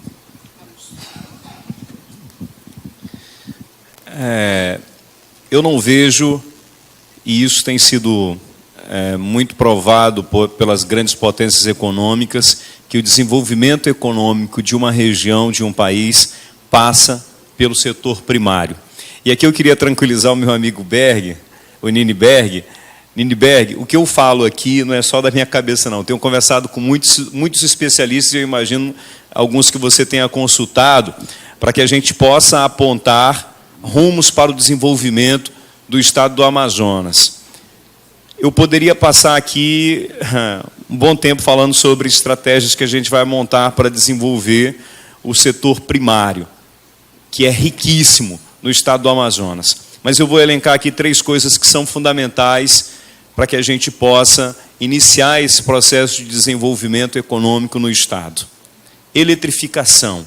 A gente tem que levar a energia elétrica para as comunidades mais distantes, porque se o cidadão, se o pequeno agricultor, e é ele que é peça fundamental na fomentação dessa economia, não tiver energia para fazer funcionar a máquina dele, o equipamento que ele tem, se ele não tiver energia para conservar a produção dele, ele não vai conseguir produzir.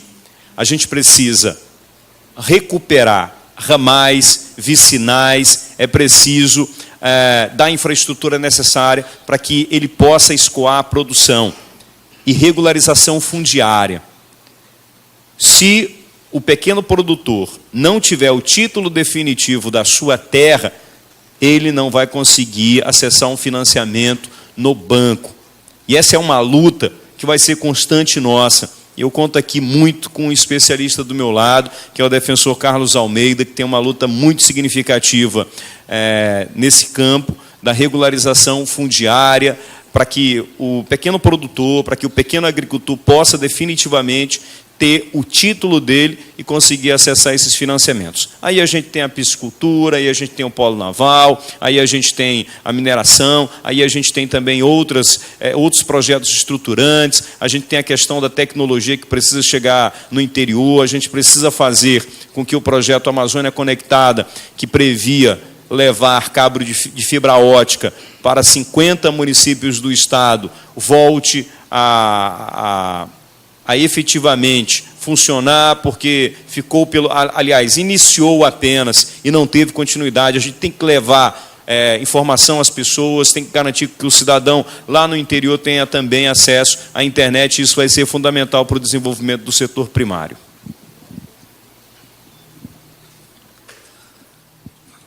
Temos discutido que 3 coisas não podem faltar, né?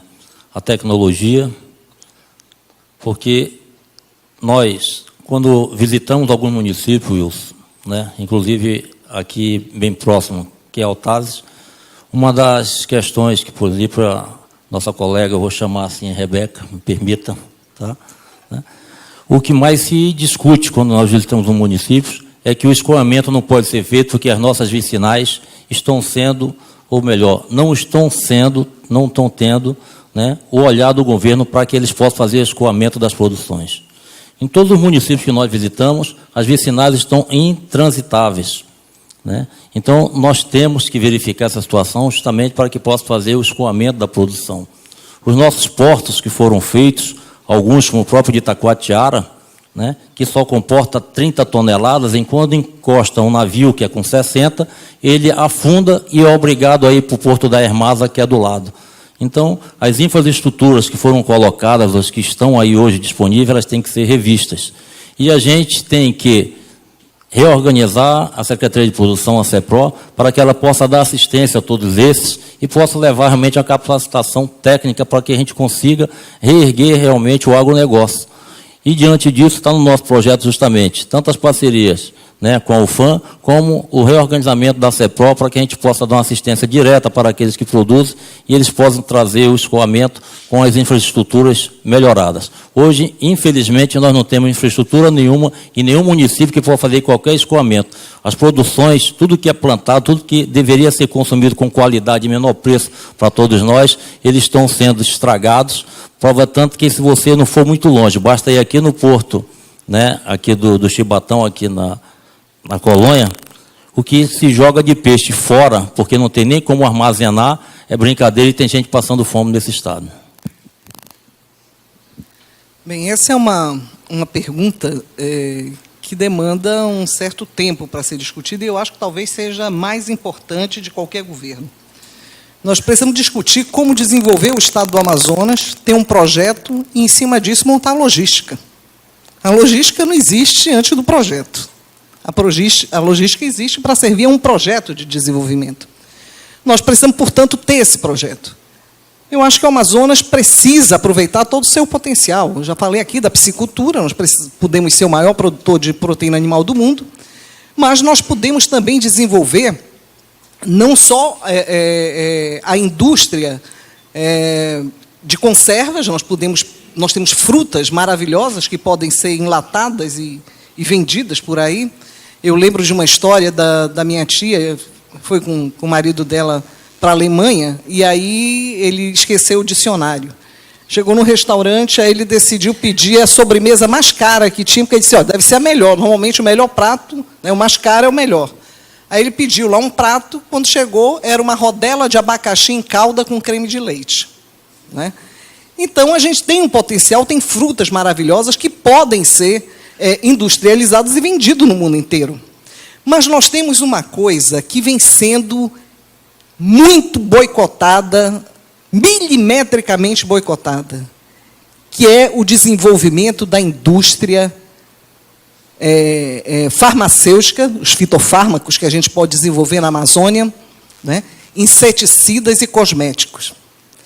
Isso é um manancial que nós temos. Vai do cupuaçu, que é uma fruta deliciosa, que serve para fazer hidratação de cabelo, e não sei o que mais, a jaca, que produz não sei o quê. Nós temos muita coisa que precisa ser desenvolvida. E nós precisamos produzir isso. Quando eu coordenei a FUNASA aqui no estado do Amazonas, naquela época a saúde indígena ainda era ligada à FUNASA. E aí eu comecei a me questionar, como é que eu vou prestar uma assistência farmacêutica aos índios mais próximo do natural, né? Eu precisaria ter o fitoterápico dentro do SUS. E aí promovi um seminário para que a gente pudesse discutir isso, inclusive com o CBA, naquele momento, discutindo a SUFRAMA presente, para que o CBA pudesse ser a incubadora desse novo, dessa rede, né, de produção de fitoterápico. Nesse momento eu descobri que para produzir um fitoterápico leva-se 12 anos. Entendeu? Por isso que nos Estados Unidos tudo é suplemento alimentar, porque o suplemento alimentar tu resolve isso com 5, 6 anos. Né? Não precisa ter os ensaios clínicos que um fitoterápico exige. Né? Nós, portanto, precisamos ter claro isso, porque se não for desenvolvida essa cadeia, nós vamos ficar perdendo. Nós não temos a validação nem da nossa copaíba. Nós não temos validação de nada dos nossos produtos que são usados rotineiramente. E aí, nessa questão de desenvolver o fitoterápico, você, inclusive, agrega a mão de obra indígena. Porque os indígenas sabem e conhecem essas ervas e essas plantas como ninguém. Então, você, ao desenvolver essa indústria, você também estaria gerando emprego e renda nas aldeias. Porque é muito fácil as pessoas dizerem, não, o índio tem que permanecer no seu estado natural. Não, isso é conversa de quem quer ir depois tomar a terra do índio. Então, nós precisamos pensar nessa cadeia produtiva e a logística, portanto, tem que ser criada a partir disso aí. Eu acho que os nossos rios são caminhos naturais que precisam ser valorizados. Temos a insegurança jurídica e econômica que atrapalha o desenvolvimento econômico do país. Agora, também a falta de segurança pública que atinge a vida das pessoas e investimentos em algumas áreas daqui de Manaus. Pergunto, qual a proposta para resolver a falta de segurança pública eficiente?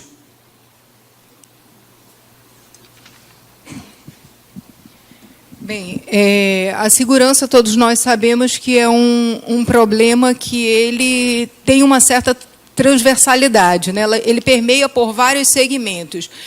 Começa com o desemprego, pela falta de oportunidade, por várias razões, a gente pode estar vivendo um momento de segurança. E tem a questão mais forte, que é a questão do narcotráfico, que acentuou todo esse problema recentemente.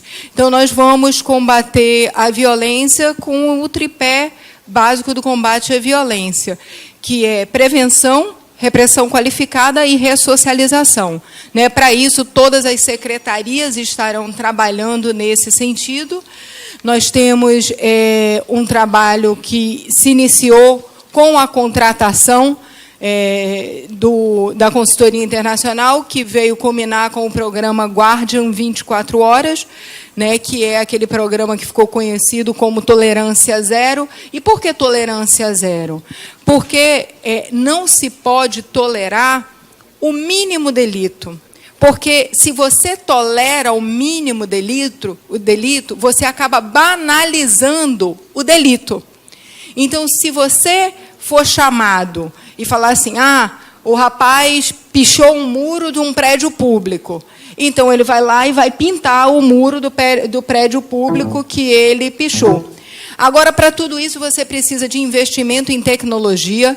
Nós iremos construir, isso já está a caminho, o primeiro banco de DNA do nosso Estado. Se alguém não for pego em flagrante, nunca mais vai ser pego, porque não tem como reconhecer.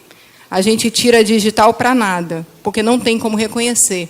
Mas isso está sendo providenciado. O primeiro banco de DNA do Amazonas, para que a gente possa reconhecer um criminoso pós-crime. que não seja na hora que esteja cometendo o delito ou o assassinato, o crime, seja ele o que for. A violência também, e aí eu falo como mulher, né? Ela trabalha em vários segmentos, né? E ela atinge muito as mulheres. As mulheres são vítimas por conta da vulnerabilidade e da falta de urbanização de uma cidade. Eu não sei se vocês sabem. Então, está em parceria com as prefeituras dos municípios para que essa urbanização tenha qualidade, você ajuda também na prevenção da violência, principalmente aquela que é feita com as mulheres. O programa, o nosso programa de violência, ele está todo lá, tem um programa de combate à violência muito interessante, eu acho que vale a pena ler o plano diretor, o nosso tempo aqui já acabou. Eu gostaria de agradecer a oportunidade ao Corecon, de parabenizar a iniciativa, é sempre uma oportunidade para a gente estar mostrando um pouco das nossas ideias, para a gente estar discutindo, para a gente estar abrindo um canal de discussão e para ouvir novas ideias.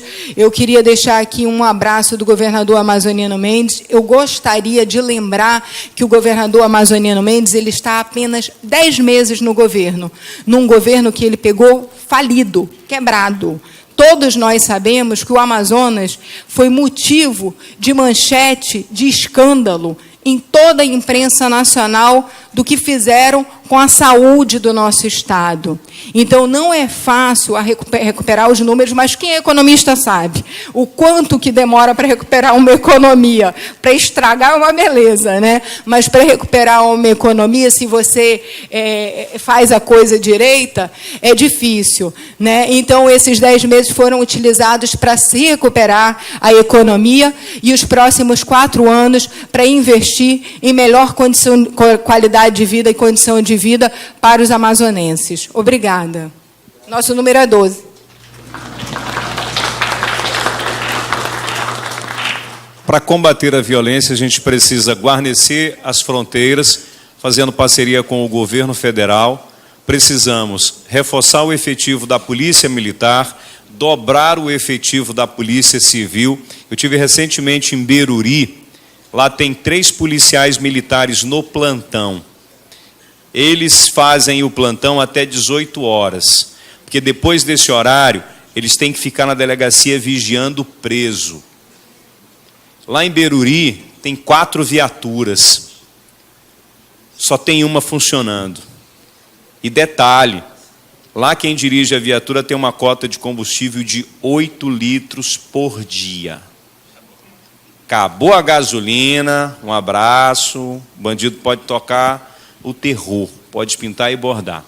A gente precisa dobrar o efetivo da Polícia Civil e a gente vai investir em tecnologia. Nós vamos montar um sistema de monitoramento, de identificação de placas de veículos. Esse é um sistema que já funciona em Indaiatuba, funciona em Vitória, e lá os índices de roubos e furtos caíram pela metade.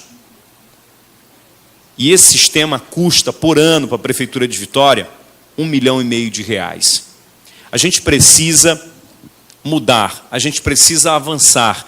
Nós vamos tornar o sistema de identificação digital. Hoje, quando você vai tirar a sua identidade, você coloca lá a sua digital, lá coloca o dedo, você coloca no papel. No papel. Isso é coisa do passado, a gente não pode estar preso ao passado. A gente entende que quem está aí já deu sua parcela de contribuição, teve seus erros, teve seus acertos, e é importante que a gente aproveite o que foi feito de bom, que a gente dê continuidade.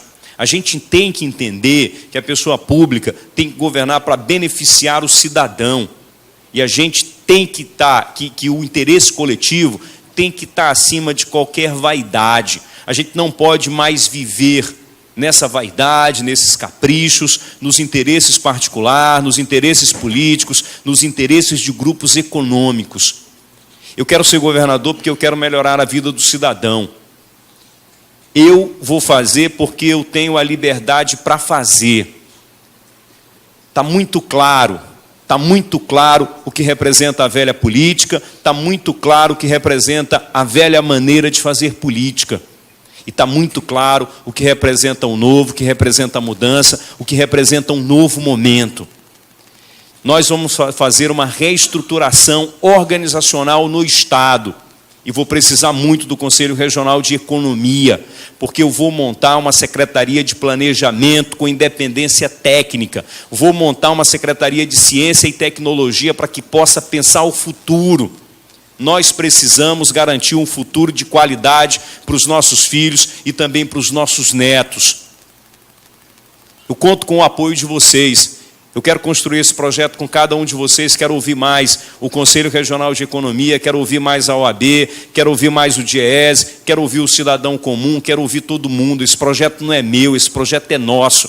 E nunca o povo do estado do Amazonas teve uma chance tão real de romper com o passado. Gente, o meu número é 20, o nosso número é 20. Eu sou o presidente regional do Partido Social Cristão e eu conto com o apoio de vocês. Muito obrigado. Companheiros, o nosso projeto, né, sobre a segurança, nós colocamos ainda agora, que é justamente criar uma unidade de policiamento preventivo. Juntamente com esse policiamento preventivo, vem a educação, porque eu acho que com a educação a gente consegue combater 50% ou mais já dessa violência que nós temos aí. O aparelhamento da nossa polícia, ela também é inevitável, nós temos que fazê-lo.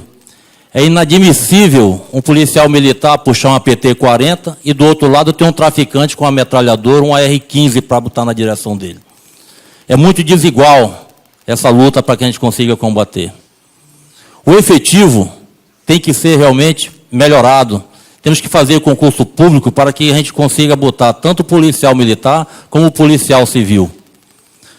Quando eu falei no início que eu tinha copiado um pouquinho do desenho das UPPs, que foram em 2008 lá no Rio de Janeiro, eles colocaram 10 mil policiais dentro da Rocinha e em menos de 90 dias a violência lá caiu em torno de 80%.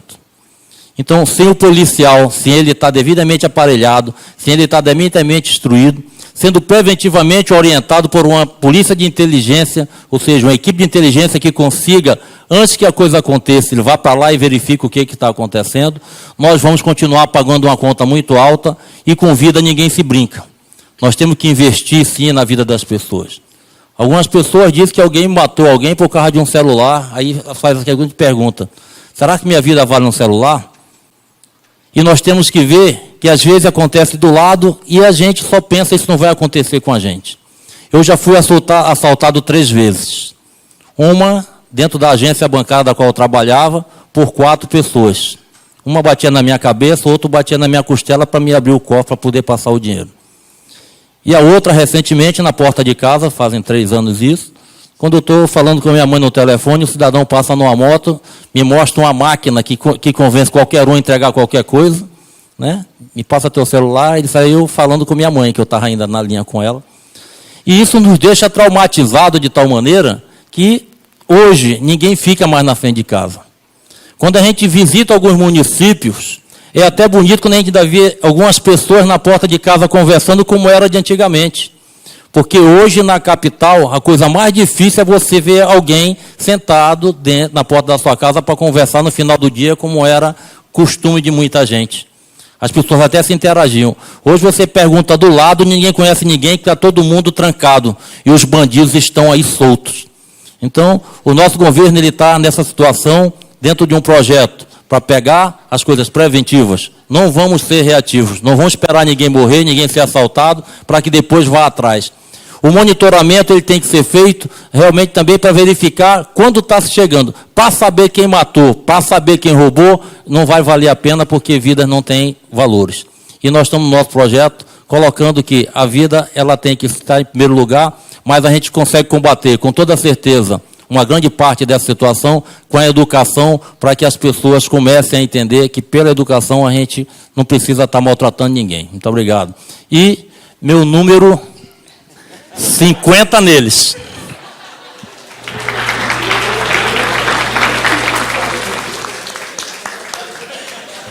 Olha, essa questão da segurança, sem dúvida nenhuma, é algo que hoje deixa a população aterrorizada. E nós precisamos entender profundamente o que leva a essa situação que vivemos hoje no nosso país e no nosso Estado. A violência, ela é uma consequência. Ela é uma consequência.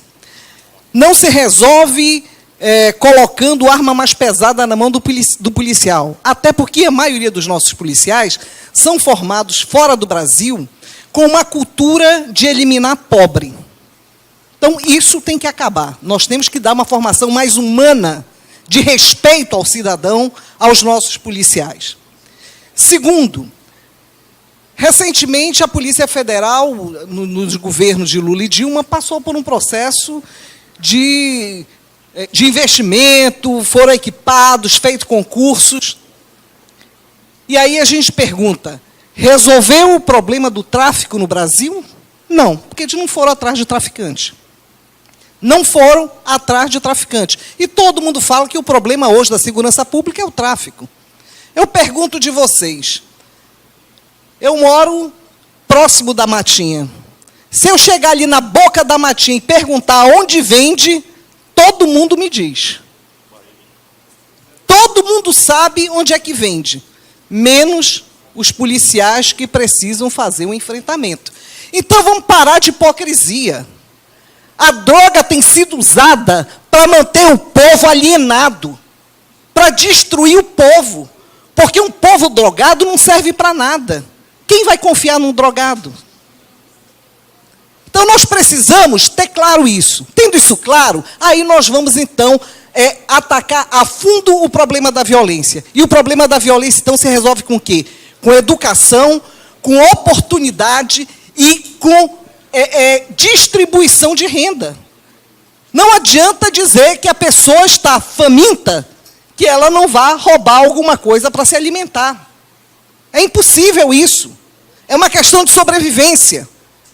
Agora, no momento que você cria as oportunidades e valores, porque também hoje a gente vive numa sociedade que valoriza o individual. Nós precisamos valorizar o coletivo e respeitar o individual.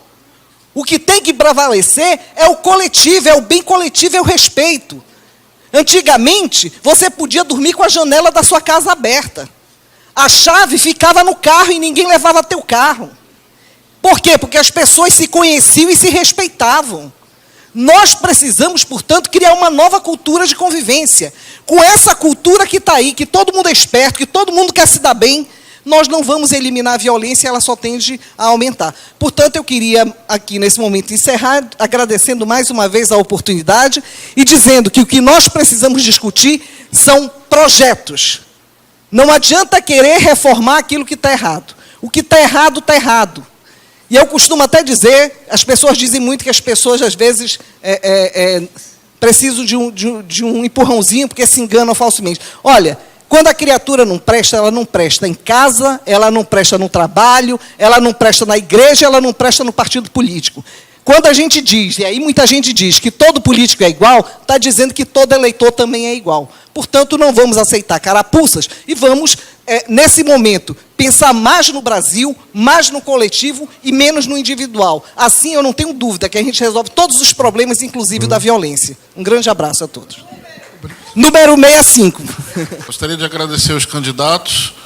Eu acho que foi produtivo, principalmente para a questão de formação de opinião dos eleitores, para que tome, na hora do voto, a decisão certa para o crescimento econômico do nosso Estado.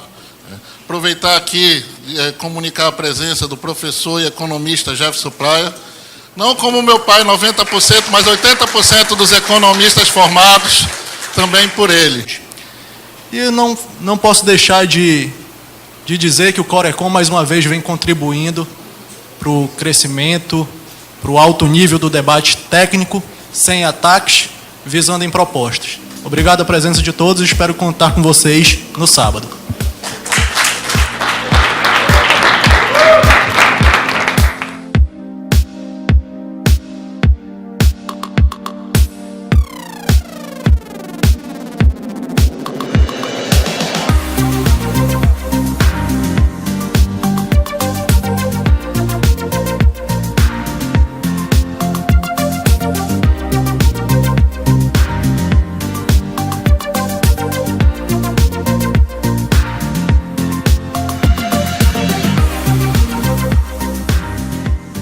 Eu quero agradecer muito o convite que o Corecon fez para que a gente pudesse expor aqui o nosso plano de governo. E essas discussões de ações para o futuro passam por instituições como o Conselho Regional de Economia. Estou aqui para apresentar nossas propostas, mas também para ouvir a contribuição dos grandes cérebros, das pessoas que fazem parte dessa instituição e de pessoas que se dedicam a estudar a economia do Estado, pessoas que estudaram ontem, que estão estudando hoje e que com certeza planejaram também como é que essas pessoas veem o futuro. É por isso que a gente está aqui. É de fundamental importância que os conselhos profissionais tenham essa missão social, que é a defesa dos direitos da cidadania. O Corecon está de parabéns por fazer deste evento um evento emblemático para que todos os profissionais de economia, de administração e contabilidade se irmanem numa missão comum, fiscalizar o exercício da profissão, mas também o exercício da cidadania, da política. Nós estamos aqui exatamente para dizer a importância da gente consolidar esses espaços de discussão, de reflexão e de juntos podermos transformar essa realidade tão desafiadora do mundo da política para que nós possamos resgatar o sentido da ética, do compromisso com a coisa pública e do respeito com cada pessoa, cada cidadão, cada cidadã. É muito valiosa a iniciativa. O Corecon inaugura a própria campanha eleitoral, buscando dos pré-candidatos ao governo suas propostas concretas em relação a temas muito importantes. Eu estou aqui acompanhando o candidato ao governo Wilson Lima, da nossa coligação, eu também como pré-candidato ao Senado, muito interessado nos temas da economia, assumindo compromissos objetivos de representar o Amazonas no cenário nacional, ajudando o Wilson no cenário local. Portanto, parabéns ao Corecon e com certeza a sociedade ganha muito com esse debate. É fundamental, é uma oportunidade para nós estarmos aqui expondo as nossas propostas, né, falando um pouco da situação atual, principalmente da situação econômica do nosso estado, a nossa preocupação com o polo industrial de Manaus. Então é uma oportunidade para colocarmos aqui tudo aquilo que está sendo pensado para o desenvolvimento econômico do Amazonas. Nós temos a oportunidade de esclarecer quais são os nossos projetos na área da educação, na área de segurança, na geração de emprego, o que a gente pode fazer para melhorar o país e divulgar o nosso trabalho. E nós estamos colocando nosso nome à disposição. Eu e a Isanete somos novos na política e estamos aproveitando esse espaço para divulgar o nosso plano de governo. Olha, esse debate promovido pelo Corecon é fundamental e eu penso que todas as entidades de classe deveriam fazer o mesmo, seguir esse exemplo. Nós precisamos fortalecer a democracia no Brasil, é preciso que os profissionais participem do debate e que a gente possa, na urna, não votar em pessoas, mas votar em projeto. Portanto, parabéns ao Corecon por essa iniciativa. O debate é fundamental para trazer as informações necessárias para o eleitor. Então, na hora da escolha do candidato, ele teve antes a oportunidade de avaliar todas as propostas, comparar essas propostas entre si e escolher a melhor. Ao invés de ele votar no candidato, ele vota na melhor proposta para que se tenha um bom governante no estado do Amazonas.